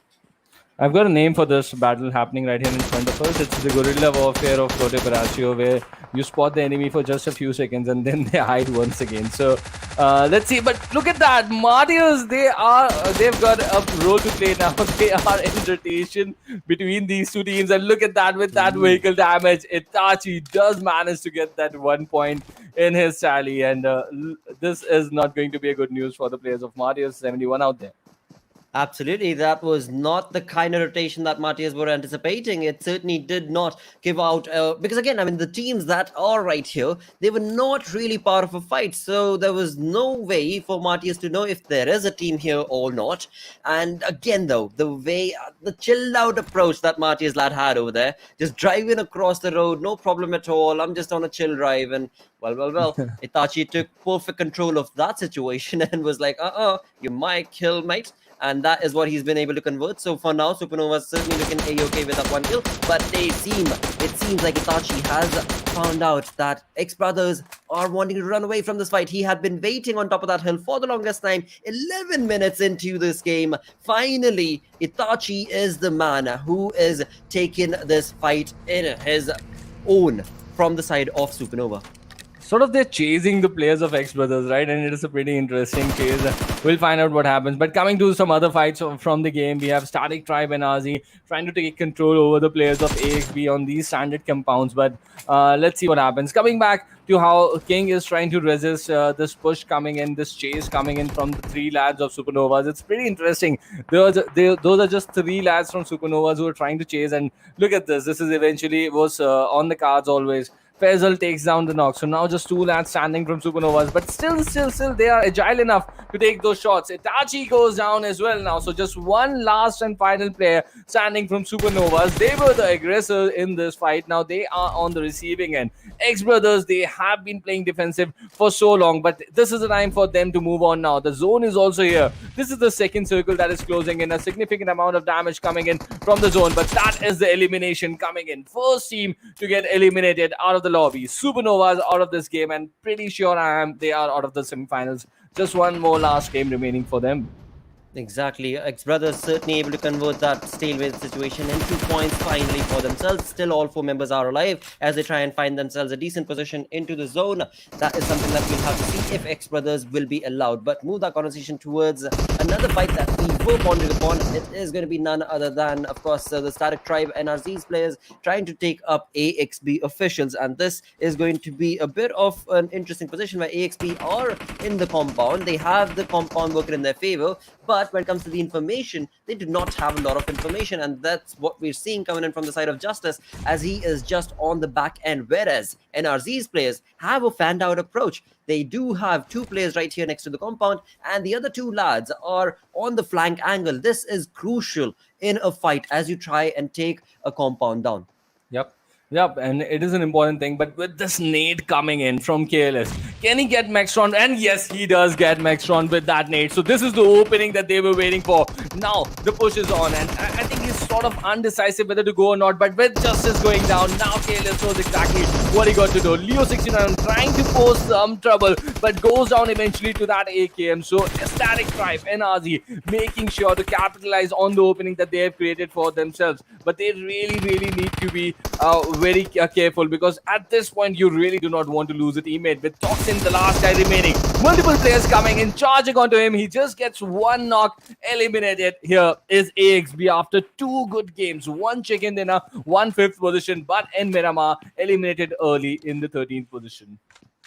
That was an interesting fight from the side of AXB officials. I mean, like I was discussing earlier as well, the way they held that compound, the way they seemed a bit lackluster throughout the fight, it genuinely did not seem like it could go in their favor. No 2 ways about it, even if they had their crosshairs pointed towards the players of NRZ. Because NRZ, the approach they had to the compound was just phenomenal. Just complete textbook, but so on point. So much communication being shared out there from the players of NRZ that did make them stand up on top in that fight as they had the fan out approach. But move that conversation towards another fight altogether. 15 minutes into the third game for the day, we do have IPGxELECTRIFY is who we have on our screens, trying to take on a fight across the road. It is BMG, I believe. Yep, BMG, they retreated from Parasite, a smart decision to take, but now they are going to find themselves here. XBrothers is also looking good in this game, but I just have it on my mind. Is it too late for XBrothers to make a mark in the semi-finals now? We are going to find that answer pretty sure. Just 2 more games remaining for them to make a mark in the overall standings. We'll see how much far they are going to extend themselves. In this game, they've got a pretty decent start. 5 kills already under their banner. They have all 4 guys who are standing, but look at what is happening out there. They've got 1 more kill against the players of TRZ. So that is something interesting happening for XBrothers out there in this game. But just the same concern for me. Is it too late at the semi-final stage for them? Or can they get back-to-back 2 big games and extend their lead or their legs inside the top 16 on the chart? Again, it is going to be one of those questions that only time can answer, but when it comes to XBrothers' approach to the entire saga, is looking pretty comfortable. You know, they are trying to play the best gameplay that they possibly can. They are trying to have the information communication being shared. There are a few moments where it seems like the team just needs more experience. As they try and gain that experience, there are going to be few mistakes that will be made along when it comes to the gameplay, but overall they're in control of this game as of now. Move that towards TRZ's lads. As you did mention, they've lost 1 player, but it is also IPGxELECTRIFY who are trying to get into a decent place as they take on Exentric, because Exentric were on top of the hill. They were dishing down damage towards IPGxELECTRIFY, and in doing so, IPGxELECTRIFY now are trying to take that fight to the players of Exentric. But this team is in the open. There are going to be other teams that will cross their paths, and it is going to be none other than, as of now, we do have 2 teams that know exactly where IPGxELECTRIFY is. One is across to the other side, and one is going to be Electrify right here. Exentric, apologies, right here. Yeah, man, they've just won a fight. They've just got some 4 points against their name, Static Tribe NRZ. So they are going to come in with a good confidence into this fight. But with good confidence, they are also going to come in with damaged helmet and vest. That is also going to be a concern for them. And look at that. Squeezer goes down. He is the guy. So multiple fights. This is the northern half of the zone, the northern edge of the zone. A lot of gatekeeping is also happening here. There are the players of Bad Intentions behind the players of Static Tribe. And they've already lost 2 teammates in this situation. Panda, he is out swimming, and Careless is the only guy on land right now. And look at that. The lads of BNG are also quite close to him inside the shack. They're going to shoot at him. Careless might just be the next person to go down. And yes, exactly, that is what has happened to him. So it's a perfect sandwich that happened here for Static Tribe. Just the last guy, Panda, out of the sandwich inside the waters. How far is he going to survive? That is the question for them now. But it is not the kind of game they were expecting for them to happen.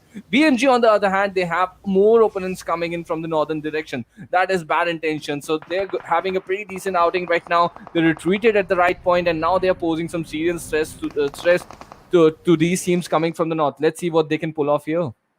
Exactly. They certainly seem to have found themselves in a decent position. That is going to be Shengim as well as Jon Snow from the side of BMG. But Bad Intentions have pushed on along. Cooper once again. Copper is the one who tries to take that fight in his favor. Fahim joining into the saga along with Winter and Stalker. But it is not easy because there are so many teams around. Bad Intention on one side has BMG. On the other tangent, there is, of course, Electrify as well as the IPG. This is looking pretty difficult for these teams because as they try and take the fight towards one side, another team gets to know your information, gets to know your position, and starts taking you down, starts throwing lead towards you. That is where we see Fahim being on the receiving end as he tried to take the fight towards BMG, whereas Bad Intention Stalker is trying to take a fight onto the back end. Yep, the roles have reversed. It's a sandwich now for Bad Intentions, but they are taking it pretty good now. They just posed completely towards the side, forced IPGxELECTRIFY to move towards the northern side, and where they are being punished, where they are being taken down by the players of BMG as well. So somehow, bad intentions are still inside the equation. They have made sure that they could get maximum number of players in the standing position, with three of the lads still there, and just one guy who has been knocked out. It's a pretty decent outcome for bad intentions. But as we speak, Jon Snow takes one more knock on the players of bad intention. Copper goes down this time, so they really nearly the challenge is not over. But look at that plot up. The zone has completely shifted from this entire area where these teams were fighting. So that is the reason why BMG is out now. They are going ahead towards the zone, but there's going to be a lot of challenge in their way. The challenge is here. The lead is being pounded on them from multiple directions, but they have no option. They really need to head towards the zone. They most certainly do, and thankfully they do get out of that vehicle in time. They've got all 4 lads alive with 2 defeats to themselves. Bad intention as they try and get themselves into the zone. They are prepared and well equipped to take down the players of IPE right here, and that is not looking good because, again, Electrify, that team were not positioned right in this fight. Bad intention had a better not cover, but of course the placement on that hill was working for them. Right here we have FutureStation's player who are looking pretty good in terms of the communication, in terms of the information, and are slowly and steadily taking down players like flies in front of them. We saw the traffic coming in from the north, right, with the shift of the zone coming towards the south. Look at the position in the mini-map for the players of FutureStation. There's a big traffic coming in from the north, and they are stationed inside the zone beautifully. They have the height advantage as well, and that is exactly what they are converting in their points right now. PMG going down, Infernal Parasites going down there in the back end. So a lot of teams stuck out there towards the northern side. They are going to get pinned down, and FutureStation is going to take a big advantage of the situation. Absolutely, and FutureStation Kapshi right here being the man with that perfect control coming in to bring down damage onto the players of BMG. BMG left with 1 lad alive. That is not looking too good. But on the other side, when it comes to the other players of FutureStation, they are in control of this fight. They are in control of so much of this area. It is not even easy to get out of there for the other teams without the side of FutureStation knowing, because again their placement is so very good, and that is something that does come back to bite you, especially on the map of Miramar. And right here it is Musketeer who's going to find himself in the zone, or rather not in the zone sadly, and going to be taking a lot of damage. And look at the shift of the zone away from the position of FutureStation. So that height advantage that was playing in their favor up till this point is going to go against them. They're going to get caught on the slope. So they really need to make a swift rotation whenever they decide to do so. Either early or late is their choice, and their IGL got to decide. But it's going to be a pretty interesting thing when they got to move inside the zone, because it's going to pose a lot of travel. It's an early rotation coming in, and you can see in the minimap they are trying to get inside the zone. They are towards the northern section. They're going to find some challenge here from the players of Static Tribe as well. Panda is the only surviving player there. TRZ also present inside the zone with a compound. It's going to pose a lot of threat for these teams who are going to rotate. There's a player going down from FutureStation already. I can see Evileye already inside the zone, but this is a beautiful turn of events. Look at that, Evileye going down. MARTYRS trying to pose some problems as well, but they're also going down. MARTYRS 1971 getting the better out of FutureStation at this point in this rotation, in this circle.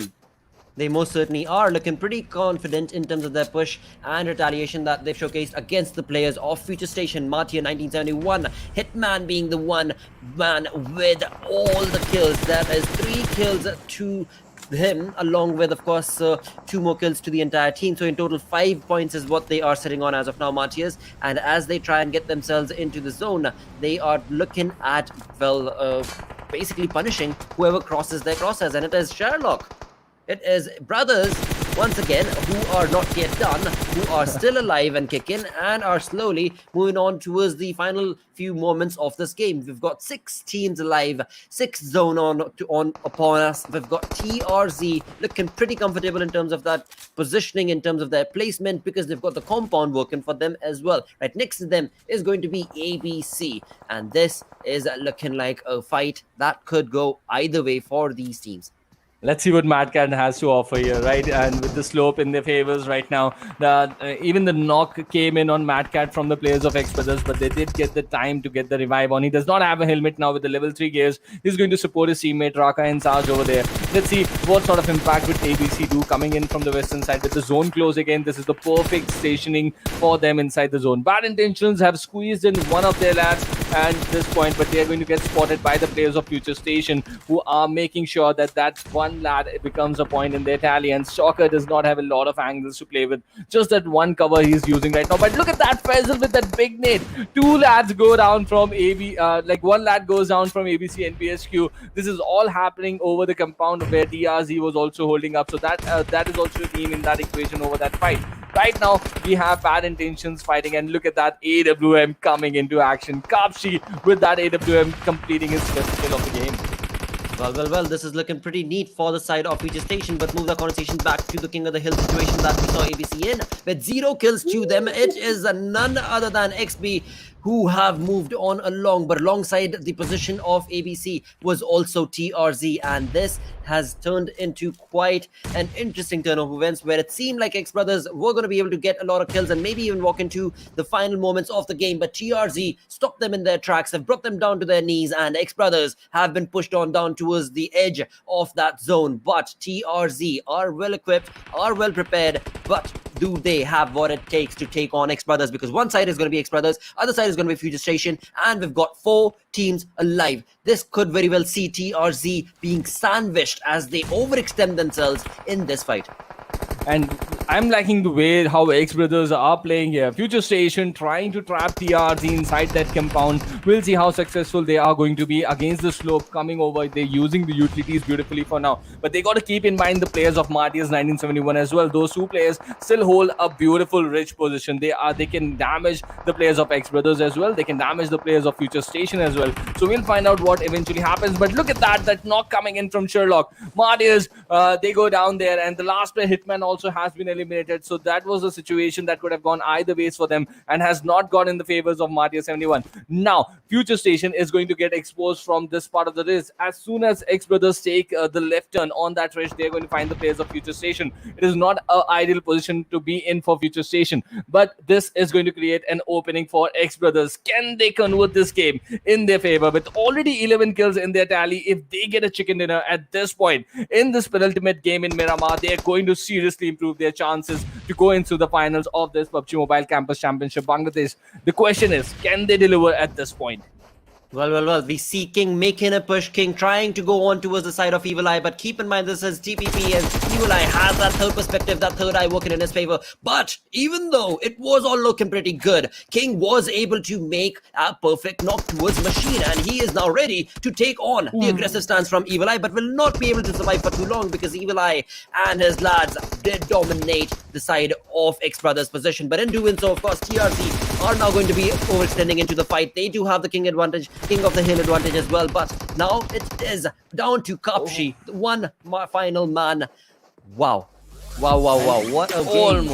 Almost FutureStation did manage to get that perfect game. I was really impressed how Kapshi was doing there, but TRZ holding the height advantage over FutureStation over there, and they did manage to get the timing correctly. But really kudos to FutureStation. They did pose a serious threat and hurdle to TRZ, but TRZ with that man advantage situation did manage to get the chicken dinner in this game. It was just a 4-kill chicken dinner, but a very important one when it comes to the podium finish for the semi-final stage. They'll end up in the #2 position just before the last and final game for their group.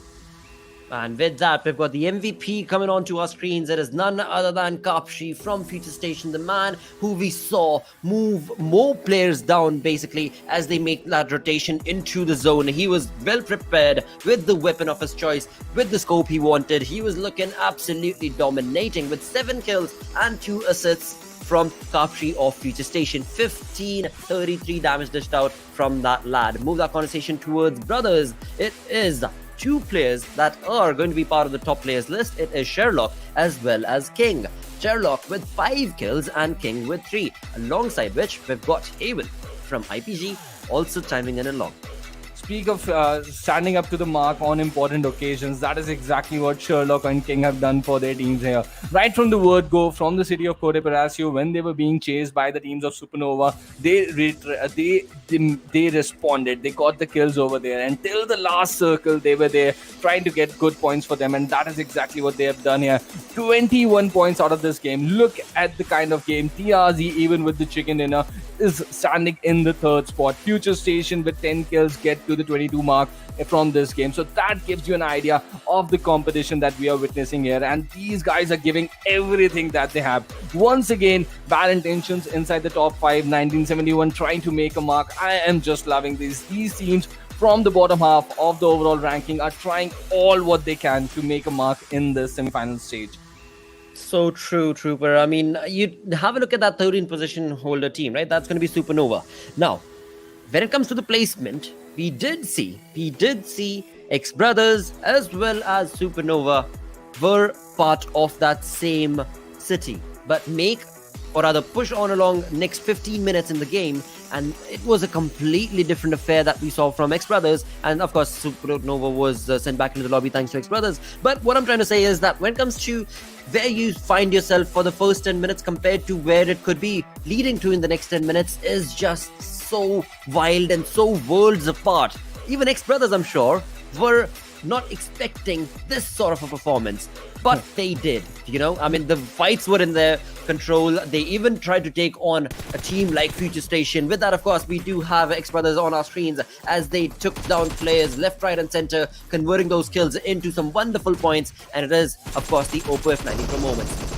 Definitely, and in the Oppo F9 Pro moments, I would really like to see how the play team of FutureStation played this, because they also played a spectacular game over here. They were using the ships of the circle and the terrain position so beautifully, getting some important points for themselves, not allowing all these teams coming in from the north, as we can see on our screens here. BMG, they posed a lot of problems in those northern areas, but when they were trying to get inside the zone, it was the brilliance of this team, FutureStation. Look at this position. When Badre fell down, it was not looking a good position for Evil Eye and his teammates out there, Machine and Kapshi. But the way they regrouped, that is a champion team at work. They were on point. They were working on the openings. XBrothers were looking good against FutureStation at one point, but they came back. They hit them hard. They eliminated them. But kudos to TRZ for making the third party at the right time. But nothing to take away from FutureStation. The way they have played this game in Miramar, they are a champion team, and once again they have proved themselves. Absolutely, that is so very true, because after all, right here, when we look at this gameplay, this is just phenomenal turn of events. Absolutely incredible for the side of Brothers as well. As the day started off, we were looking at this team on the 18th position, and now they find themselves on the first page of the overall ranking. I mean, just perfect kudos play coming in from so many of these teams. We've got 11 games played for so many of these teams. One final game remaining for Group C and Group A teams, and this is going to bring it down to, well, really close call. Well, and I would really like to see where the lads of XBrothers end up. I believe they're in the front page at this point, and if they can extend their lead, that is going to be an amazing thing. And we'll find out if they're going to make it to the finals or not, because definitely they're a very big name from the region. And BMG, I really feel for these lads, right? Still at the 18th spot, there are a lot of teams who are going to chase their target, what they're going to set up. Can they get to the top 16 by the end of the day? That is going to be the thing. But I don't think that the effort is going to be strong enough for BMG as well. They really need a very big game to make sure that they go to the finals. But they can only do what they can. But I think it's already curtains for these two teams, CRYPT and the SuperNovas. So very true, that is true, because again, I mean, it's not only that one final day, it's also the pressure. It's also the pressure that these lads find themselves in, and that's what makes it that much more difficult to, come up on top and shine and outshine the competition, because that pressure gets to you. I'm sure it does. But again, talk about a good game. This is where game have turned in absolutely wonderful for XBrothers. With that, we're going to go on a very short break before we jump into the final game on Erangel.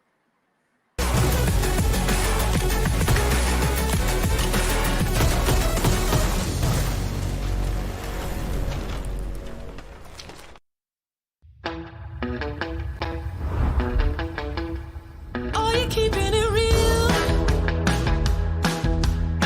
I'm calling shotgun, wanna see my baby run. Oh, what's the word on the sea? Kicking up the dust, if you know what I mean. We got a good thing going. We got a good thing going on.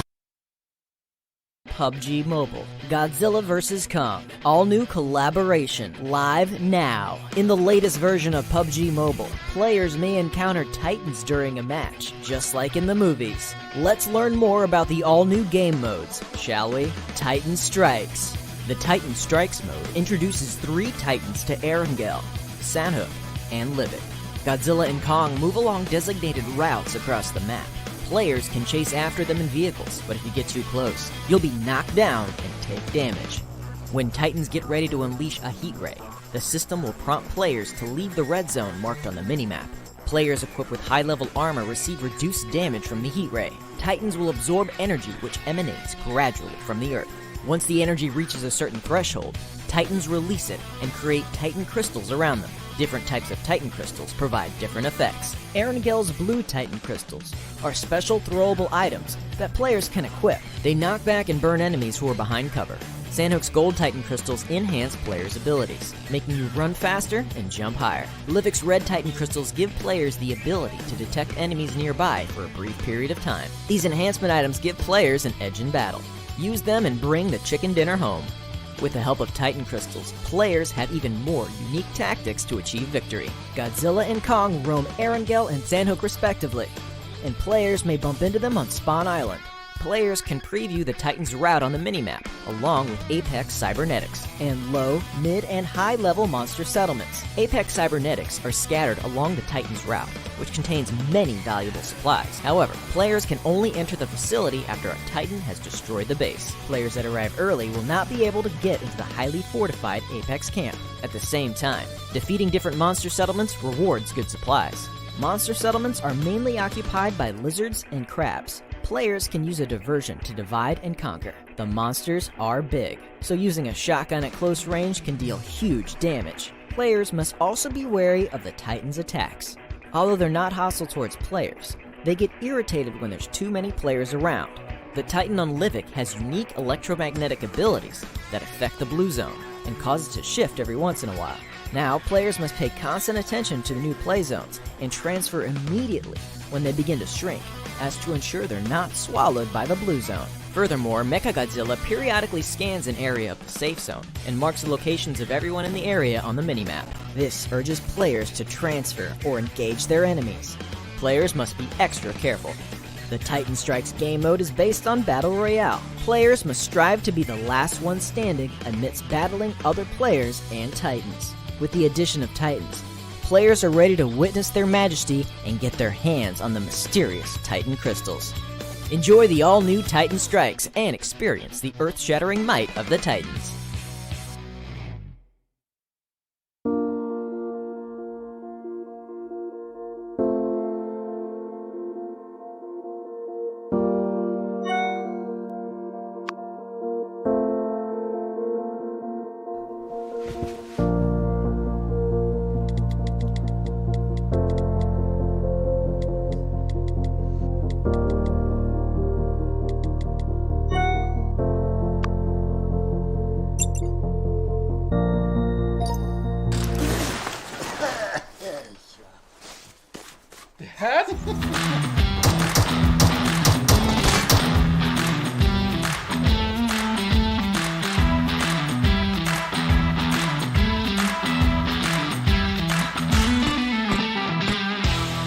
Yeah, we got it, we did it! I know you'll be there for me. I'll always be here.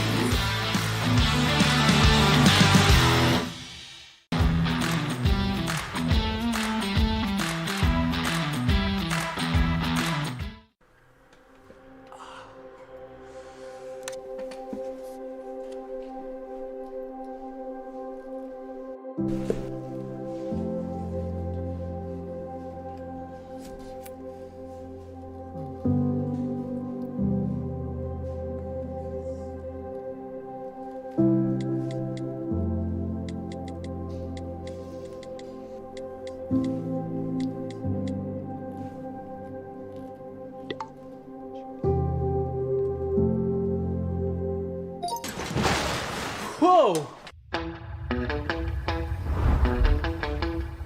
Are you keeping it real?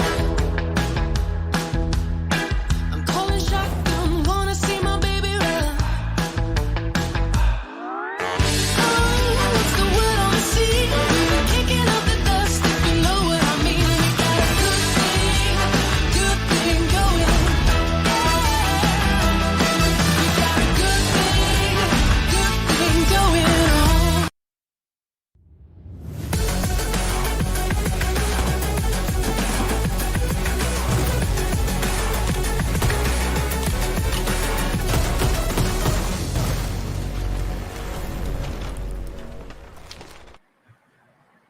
Hello and welcome to PUBG Mobile Campus Championship Bangladesh Region 2021. This is the semi-finals, day number 5. Day number 5 for few of these teams, for teams that are specifically in Group C and A. This is one game remaining. So many of them have showcased some wonderful plays. Some of them move in 10 to 12 positions in just these 3 games.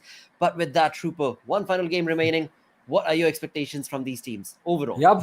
Overall, I'm going to watch out for how far is FutureStation going to go ahead in the overall ranking. How far is BMG going to try and extend their lead, and what is XBrothers going to do? Can they get back in back two big games and consolidate their position inside the top 16? That is what I would be watching out for. And let's have an amazing game for the last and final Group C and Group A. One last time, they are going to head inside Erangel. And what is this happening? This time, Static NRZ missed out on a player. Every single time there has to be one team. That one team will be a 3-man squad, and this time around it is none other than, of course, the static approach coming in from NRZ's play. But that is a-okay, because after all, we have seen that 3-man armies can also reach havoc and destruction throughout the entire battleground. So let's find out how this team is going to fare when it comes to the opponents, because again, every single team here knows that this is their final proving ground. This is the final time that they will be able to showcase that perfect prowess for themselves to be able to move along. And again, for teams that have not been able to shine in that sense and are finding themselves on the 3rd page, on the 4th page of the leaderboard, that's okay. You know, there's no reason to dishearten. It's no reason to dishearten because you have gained so much experience from these games. Definitely. Adding on to that point, it is going to be the last game for a lot of teams from this lobby, right? From all these 15 teams, I'm guessing only 7 to 8 teams are going to go ahead, and the rest of the teams are going to miss out. And definitely, CRYPT is going to miss out. SuperNovas are going to miss out until they do a miracle or like a 50-kill chicken dinner in this game. If they can pull off something like that, then only they're going to go ahead inside that finale. But other than that, they are going to be teams who are going to express themselves for one last time in this PUBG Mobile Campus Championship Bangladesh. So it is very important for these lads to work upon with the experience that they are going to take away from this competition in a positive manner, work on it, and come back stronger whenever they get the chance to do so. Exactly, Trooper, because one more thing to actually bring up in this conversation is going to be, well, never mind, we'll come back to that later, because once again, it is none other than BMG.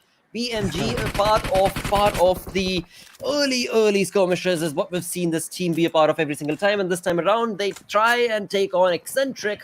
Sadly, Exentric get the better half of that fight. With that, 2 players have already been knocked and confirmed, sent back in the lobby from the side of BMG. It is what it was looking like, but there are IPE, I think it is right here. Yeah, we've got IPG right here in this vicinity as well. So the fight's not yet done. We're just getting started, and Exentric are looking to create a massive lead on the points. Definitely.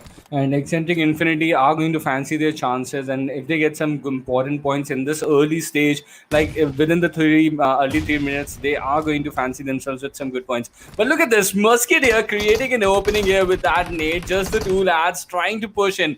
This is the mindset I'm speaking out. And he knows exactly where the player would head for the revive. And that is an amazing follow-up nade, I would say. His teammate is knocked down there, but he really needs to confirm those kills. And that is exactly what he's heading for. And one kill confirmed here, the other on the right hand side. But the other two lads coming in from Infernal Parasites, this is something they did not expect to happen. This has gone against them, but how are they going to react? 2 kills for Musketeers already, and 2 enemies approaching him, and let's see what he going to do here.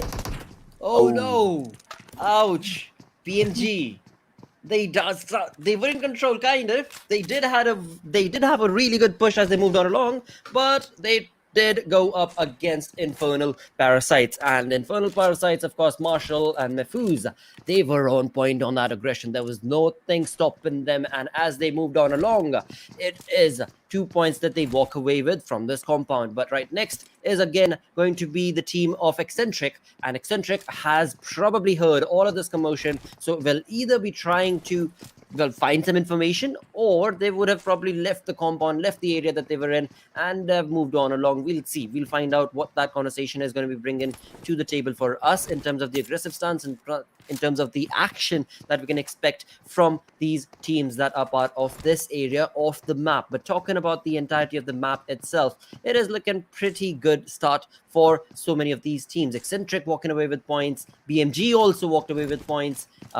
Sadly, they were sent back to the lobby, so that's not a good turn of events. But here we have Infernal Parasites, who are, slowly and steadily every single game after the other, bringing in a really good consistent play and working towards those points. Yeah, man, that is the sad end for BMG in their overall campaign for the PUBG Mobile Campus Championship Bangladesh as well. They really did make a mark. On the second day of their campaign in the semifinals, they were looking to pick up the pace. And I'm really sorry for them. They could not convert that momentum in coming into this last and final 4 games on this day.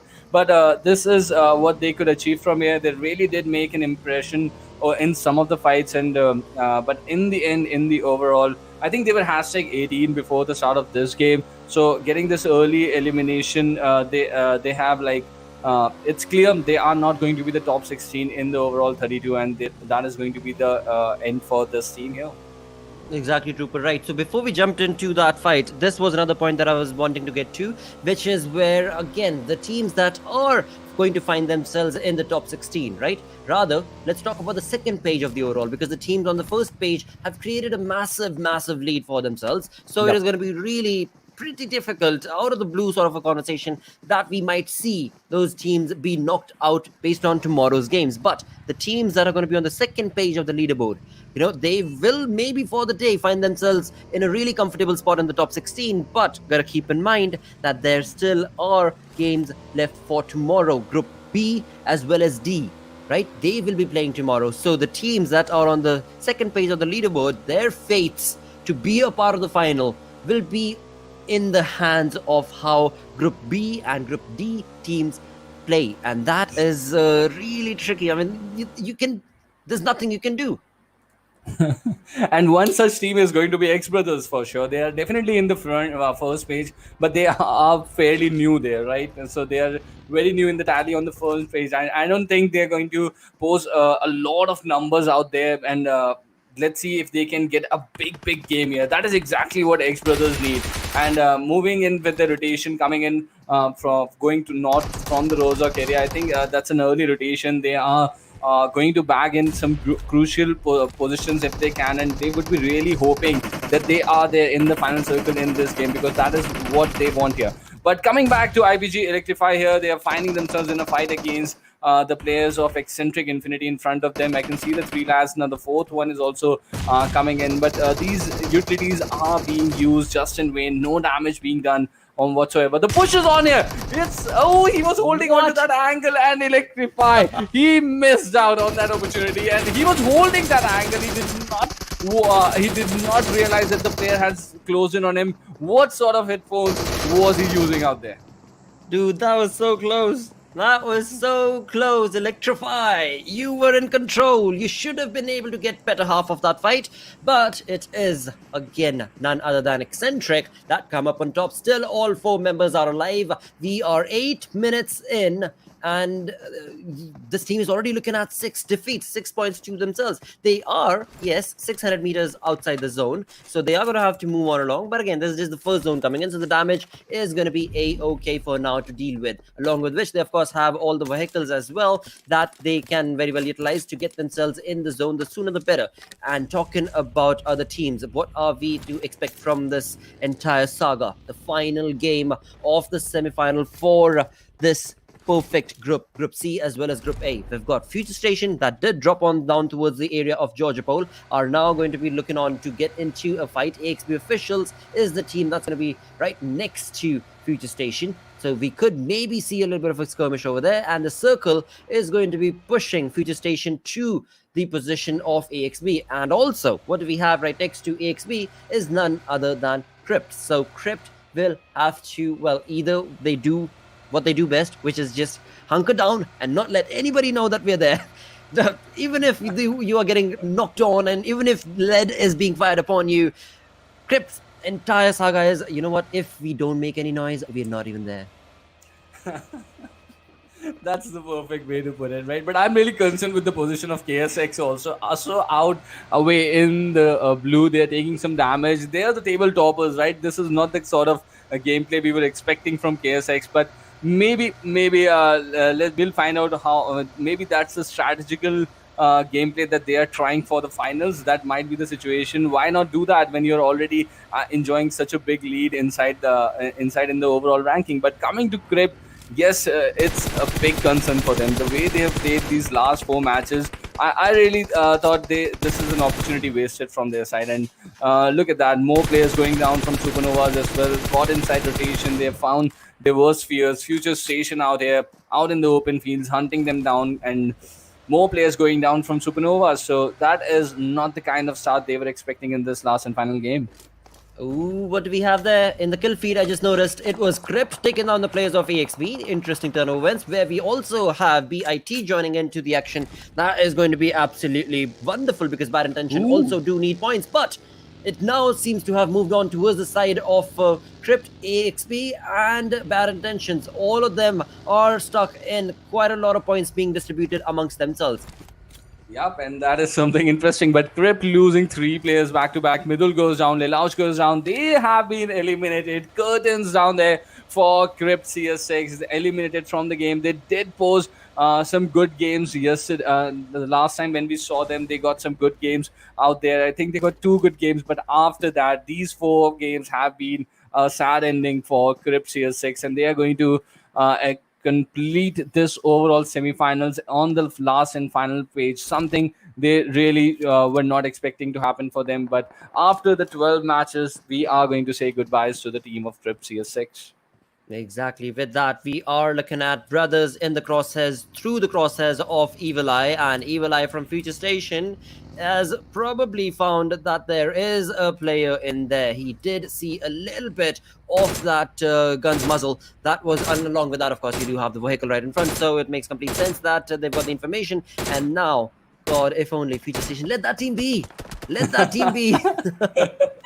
Honestly, that is exactly what I am feeling for them right now. This is a team that needs to go inside the final circle. But what better can a confidence be if they can go in the final circle with getting these 4 kills for the from the players of FutureStation? That is the sort of challenge that is going to excite them if they can do that. But they don't know it for now. It's only we who are witnessing this fight, this amazing action coming in. But look at how they have been engraved by the players of FutureStation. They have come in from different angles over this compound. Kapshi being one of them. He's been an amazing talent from the entire region for a very long time now. And this is the compound they are eyeing. And hopefully that compound, yes, it goes out of the zone. So XBrothers might just have found themselves an opening away from FutureStation. Now a late rotation is a possibility for XBrothers. This is the perfect shift of zone that they were hoping, so that FutureStation goes away. And that is exactly what has happened in the favor of XBrothers. And FutureStation as well. I mean, they decided as soon as the zone shifted, they were like, you know what? Yeah, there might be a team over there, but we don't really care because we want to get into the zone. The sooner the better. And as soon as they do, they found IPG right here, and they have taken down shots of an Evil Eye. This guy is on point when it comes to the aggressive stance, when it comes to, you know, being so quick and swift with the scoping, with the absolute barrage of that lead that he brings onto his opponents. That was destructive play coming in from this lad. He has found a decent compound for his team. 13 seconds, 10 seconds more, and we will move on down towards the 4th zone itself is what we've got. And in that, this team has found a pretty good placement as of now. as of now. Across the road is going to be the players of IPG, and we only have those two lads alive, which is again going to be none other than Mufaz, and of course Marshall. Yeah, thanks to BMG, they have been reduced to a two-man squad now. And look at that, what has happened. Static Tribe eliminated early in this game. They really needed to extend their lead inside the top page, and they have missed out. And it's going to hurt them, Blotter. Really, if they are going to cross the line, they are going to be on the corners in the top 16, because still a lot of teams are going to try and cross that mark and enter inside the top 16 mark tomorrow. And Static Tribe really needed to extend their lead in terms of some points in this last game, which they have failed to do so here. It might just hurt them tomorrow, but we'll see what these teams who are still in action, these 11 teams, 37 players, still playing their last and final game of the semi-final leg. How many points can they achieve? TRZ, they started this game in a brilliant spot, but over the course of the last 3 matches, they have also missed out on good opportunities. We'll find out how much points can they add here in this last game. Exactly, but talking about points itself, talking about destruction itself, we've got FutureStation trying to get that destruction working in their favor. They are slowly and steadily trying to come up with a plan, perhaps, hopefully, to take on the players of Infernal Parasites, but they do not know. That's the interesting thing, right? We know for a fact that Infernal Parasites only has 2 players, but FutureStation does not. So they are going to wait for the perfect opportunity before they make this push against this team and their compound. That is working in IPG's favor. But for how long? Because right behind them is a 4-man squad of TRZ approaching this compound as well.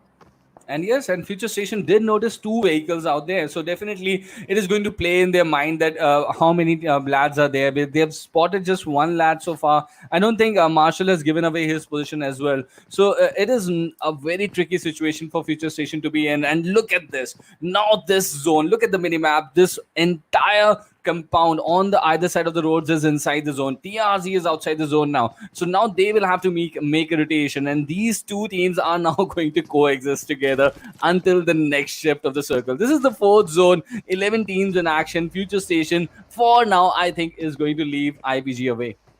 It seems like that could be the case, but again, when it comes to the points, you know for a fact, apart from getting those placing points, if you're able to get some kills, it does help you quite a lot as well. And that is where, of course, FutureStation's eyes are going to be gauged out towards CRYPT right here, taking some wonderful strokes, and he is bringing down players of Exentric. Exentric are out in the open. There are not a lot of, there's in fact no utility being utilized from the side of Exentric, and TRZ has pushed on along towards the compound of IPG, and I do want to be able to see what is going to be the end of this fight, because after all, it is a 4v2 situation that we see right here. And alongside all of this, if FutureStation wants, they could be the X factor in this fight. Definitely, and they've got the attention. Evil Eye trying to get those shots on the stairway there and through that door there. He's trying to pin that, but it was an amazing game for FutureStation. The way they were pinning down Exentric Infinity, TRZ at the same spot. They have noticed this opening, but do they know that there's just 1 lad on top of them on the first floor, or they are also confused just like FutureStation were? Just 1 lad Mahfouz out there. He's creating that panic situation for TRZ, but TRZ, they have still not decided to go ahead. Now they go ahead. White Cat leading the charge for his team. Mahfouz has created a smoke cloud, but he's going to get caught by Mamba. Puts an end to the players of Infernal Parasites, and that is the end for them in the hashtag 10 position. Now the new neighbors for FutureStation are TRZ, but look at that. From somewhere, SuperNovas have arrived here onto this very exact compound, but goes down to a nade is Atachi. 2 more players remaining. Can SuperNovas create an impact over this compound? That is what I'm going to watch out for.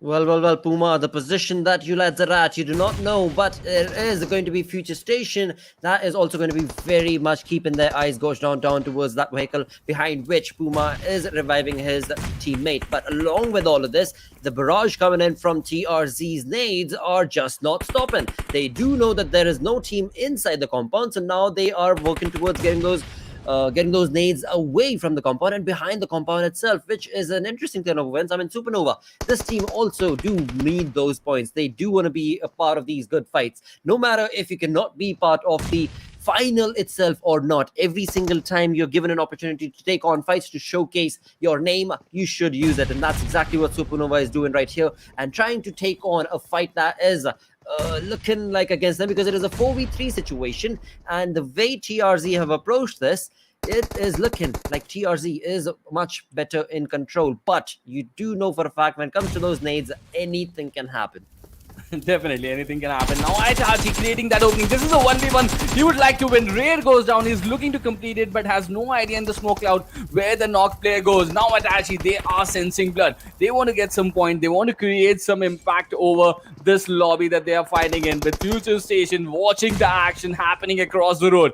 This is exactly what SuperNovas were expecting to go in their favor. They are hurting TRZ down, finding some respect for themselves in this last and final game in the semi-final stage. They are trying to hurt TRZ in this compound, and the push is on. Itachi tries to go ahead with that AKM, tries to hunt them down, but look at this, shots still coming in from FutureStation through that doorway. Machine now gets a knock and opening on SuperNovas, but TRZ have no information about it. These three lads are taking an impeccable fight over the players of TRZ right now.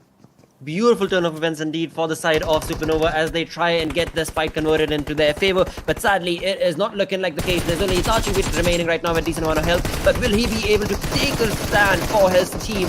It is going to be a boy now, a boy. That is a sad state of affair where SuperNova did get that one kill, but that's all they will be allowed because TRZ have kept this compound for themselves. They did take on a lot of damage, a lot of fight, but eventually it is them walking away with those points. On the other side, it is FutureStation who have now found XBrothers in their rotation and will be taking down one player. That's going to be Venom. On the other tangent, it was Exentric that XBrothers were working towards to get into the zone, and Exentric have got the better half of that placement, which indeed will result in XBrothers another player going down, resulting in only two-man army that is remaining. But again, not for long because the information has been given away to Exentric as well. Will XBrothers be allowed to get that revive? Will they be allowed to get themselves in the zone? Well, it is not looking like the case because one side is going to be Exentric, one side is going to be FutureStation, and brothers are out in the open.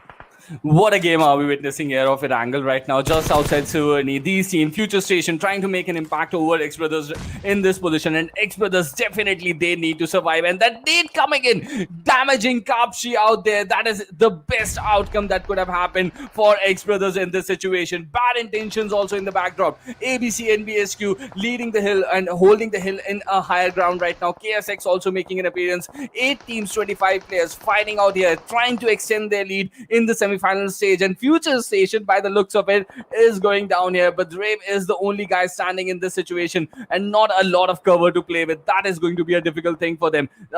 Strategic smokes being deployed, there is a gap between those smokes. I really know that these guys are experienced enough to smoke at the exact point, so they are using those utilities perfectly, quite efficiently right now. But look at this, bad intentions also making an impression in the lobby right now. They are getting some kills for themselves.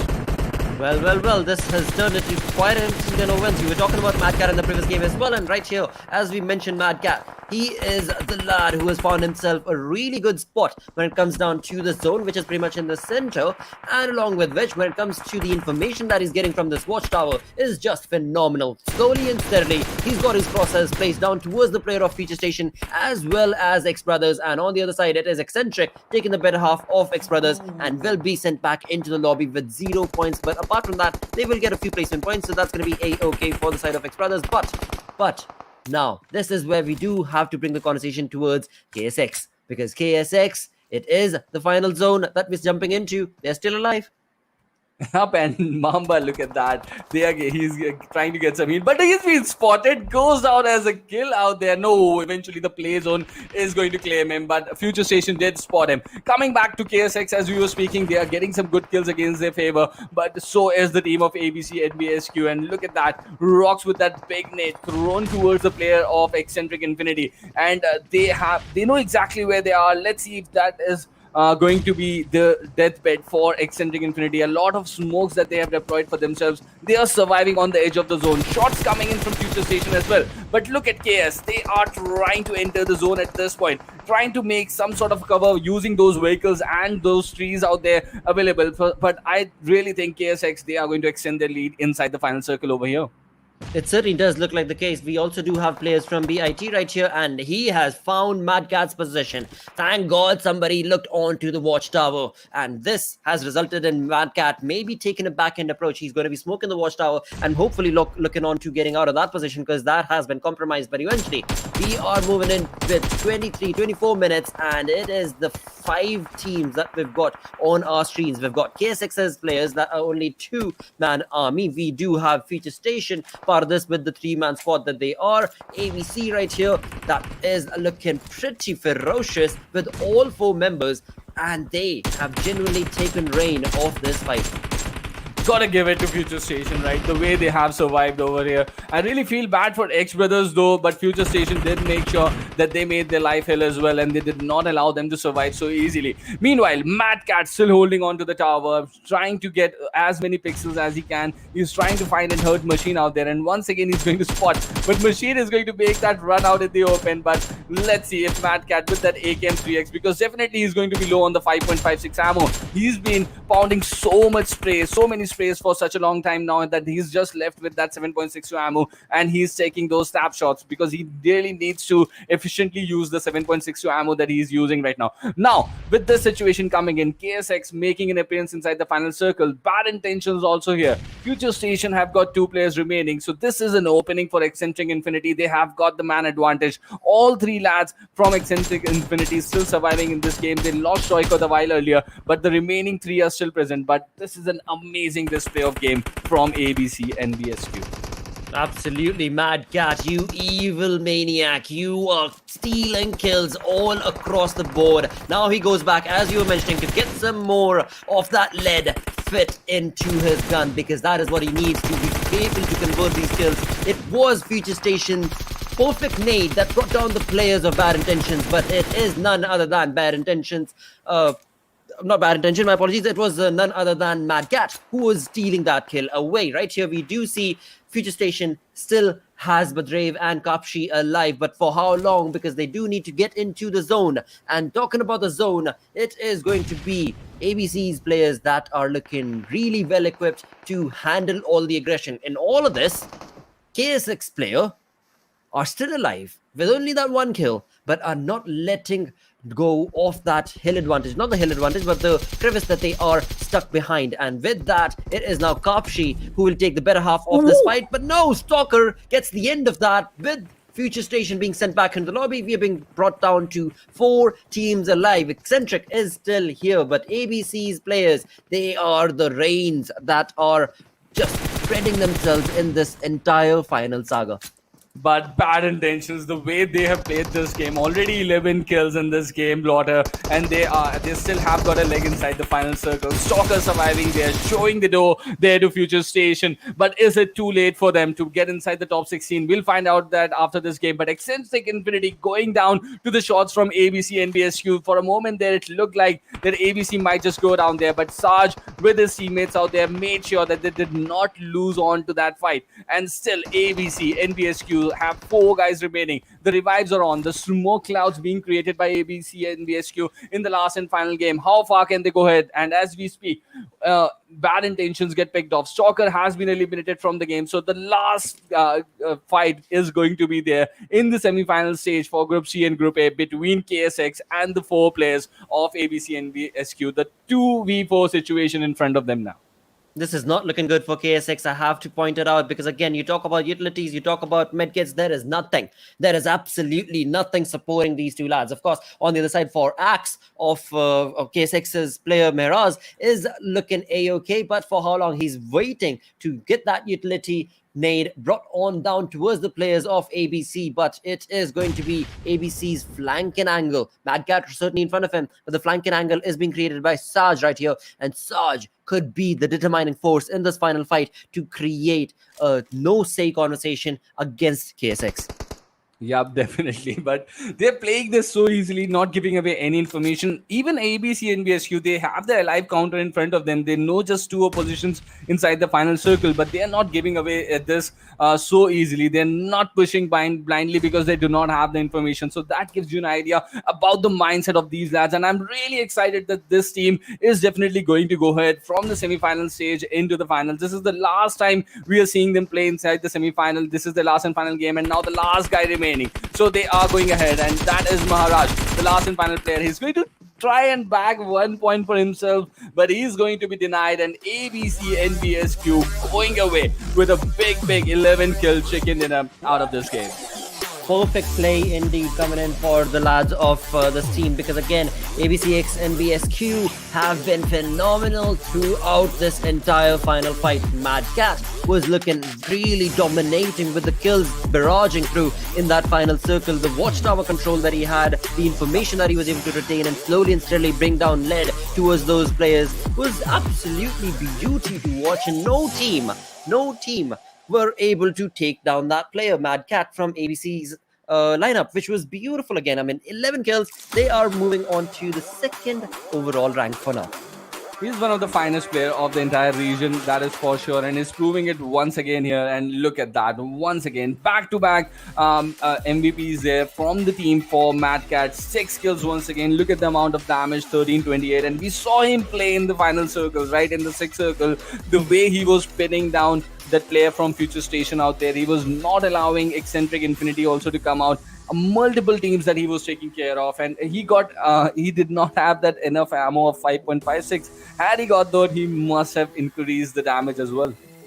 We probably would have. And again, with that, Mad Cat taking the reign of the MVP chart for the moment, looking real good, looking absolutely phenomenal with the play that he brought in this final game. Again, I mean, XBrothers, they did walk away on the 8th position, but they will get those placement points for the same, apart from which they did not have any kill. But move that conversation towards top players from this game. We do have ABCxNBSQ's players. That's going to be Mad Cat and Rox taking the first 2, and then the next 2 positions in the top player list is being taken over by none other than Bad Intentions player, Stalker and Fahim with 5 and 3 kills respectively. But again, is it too late? Is it too late? Right? Yeah. That's exactly what I want to see as well, because that's what the entire saga always brings us down towards. You have to keep in mind that eventually it is going to factor in. Like, if you're in the top 16, then these teams move on fourth. If not, well, GG play.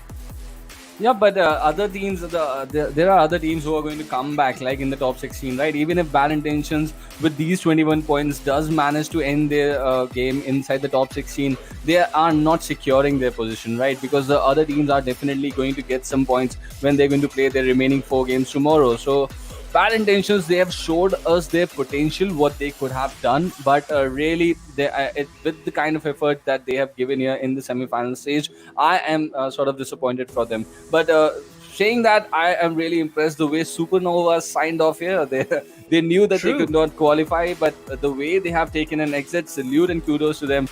And really, that is the kind of intent they should have played the entire semi-final stage with. Absolutely, because again, I mean, SuperNova, even though they knew the fight was lost, right? They are in the final page of that leaderboard, but overall, the way they took that approach was beautiful and graceful to see. But along with that, let's talk about the first few minutes of the game itself, where it was BMG taking on players. It was just absolutely miraculous that that team was able to walk away with those 2 kills. Beautiful turnover wins for them. This is where SuperNova did try and take on a fight against the players of TRZ. Taji held his long for the longest time. Abi tried to bring the players of TRZ down, but was not able to do so. And this is how the saga moved us in towards ABC zone, ABC's game, ABC being the center of the attraction. Definitely, and Mad Cat being right at the top of the hill for the attraction out there. He's been like the standout player, and that is the reason why just they have moved here to the second position. FutureStation would be disappointed after their 12 games. They are going to end up in the 4th spot. KSX, definitely they were the standout team completely from the start of the event, and that is exactly what they have showed here. 175 points in 12 matches is not an easy task to do, but look at that. TRZ, ABC and KS, top 3 position, 3 chicken dinner each for them. Well, I do know that yesterday was all about Group C and A, but what we have in front of our screens right here is the 8th position holder, Venom Legends, with 8 games, 88 points. Wow, and they still have tomorrow's games remaining. So, we could very well see a lot of setbacks for the teams on the second page, because there are teams who are here having played only 8 games, still looking pretty comfortable on the first as well as the second page. Yeah, definitely. Phantoms and Avon Esports, they are definitely going through to the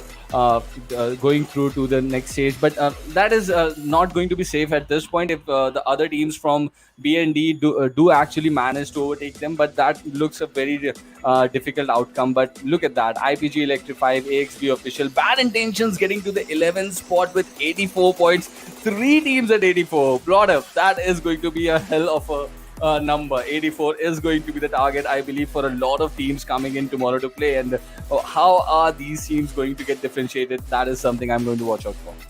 Yeesh, this is again, so much of the fate of these teams from Group C and A are going to be basically coming down to the gameplay that we shall see tomorrow from Group B and Group D. And this is just phenomenal turn of events. Sad, actually, for a few teams, like for example BFS that we did talk about, who kind of just gave up hope, which is not the kind of play you want to be able to make, but it's okay. Hopefully they'll be back again later during another tournament altogether. But right now we do have so many of these teams that will jump into the action tomorrow, and oh dude, I have no idea what to expect. Look at MadCat, 2.67 kills per match in this lobby. That is amazing. In 12 matches, 32 kills. He's definitely going to be a contender in the top kills out there, and he's leading from the front. Look at the amount of difference he's created in the damage ratio, 6,400.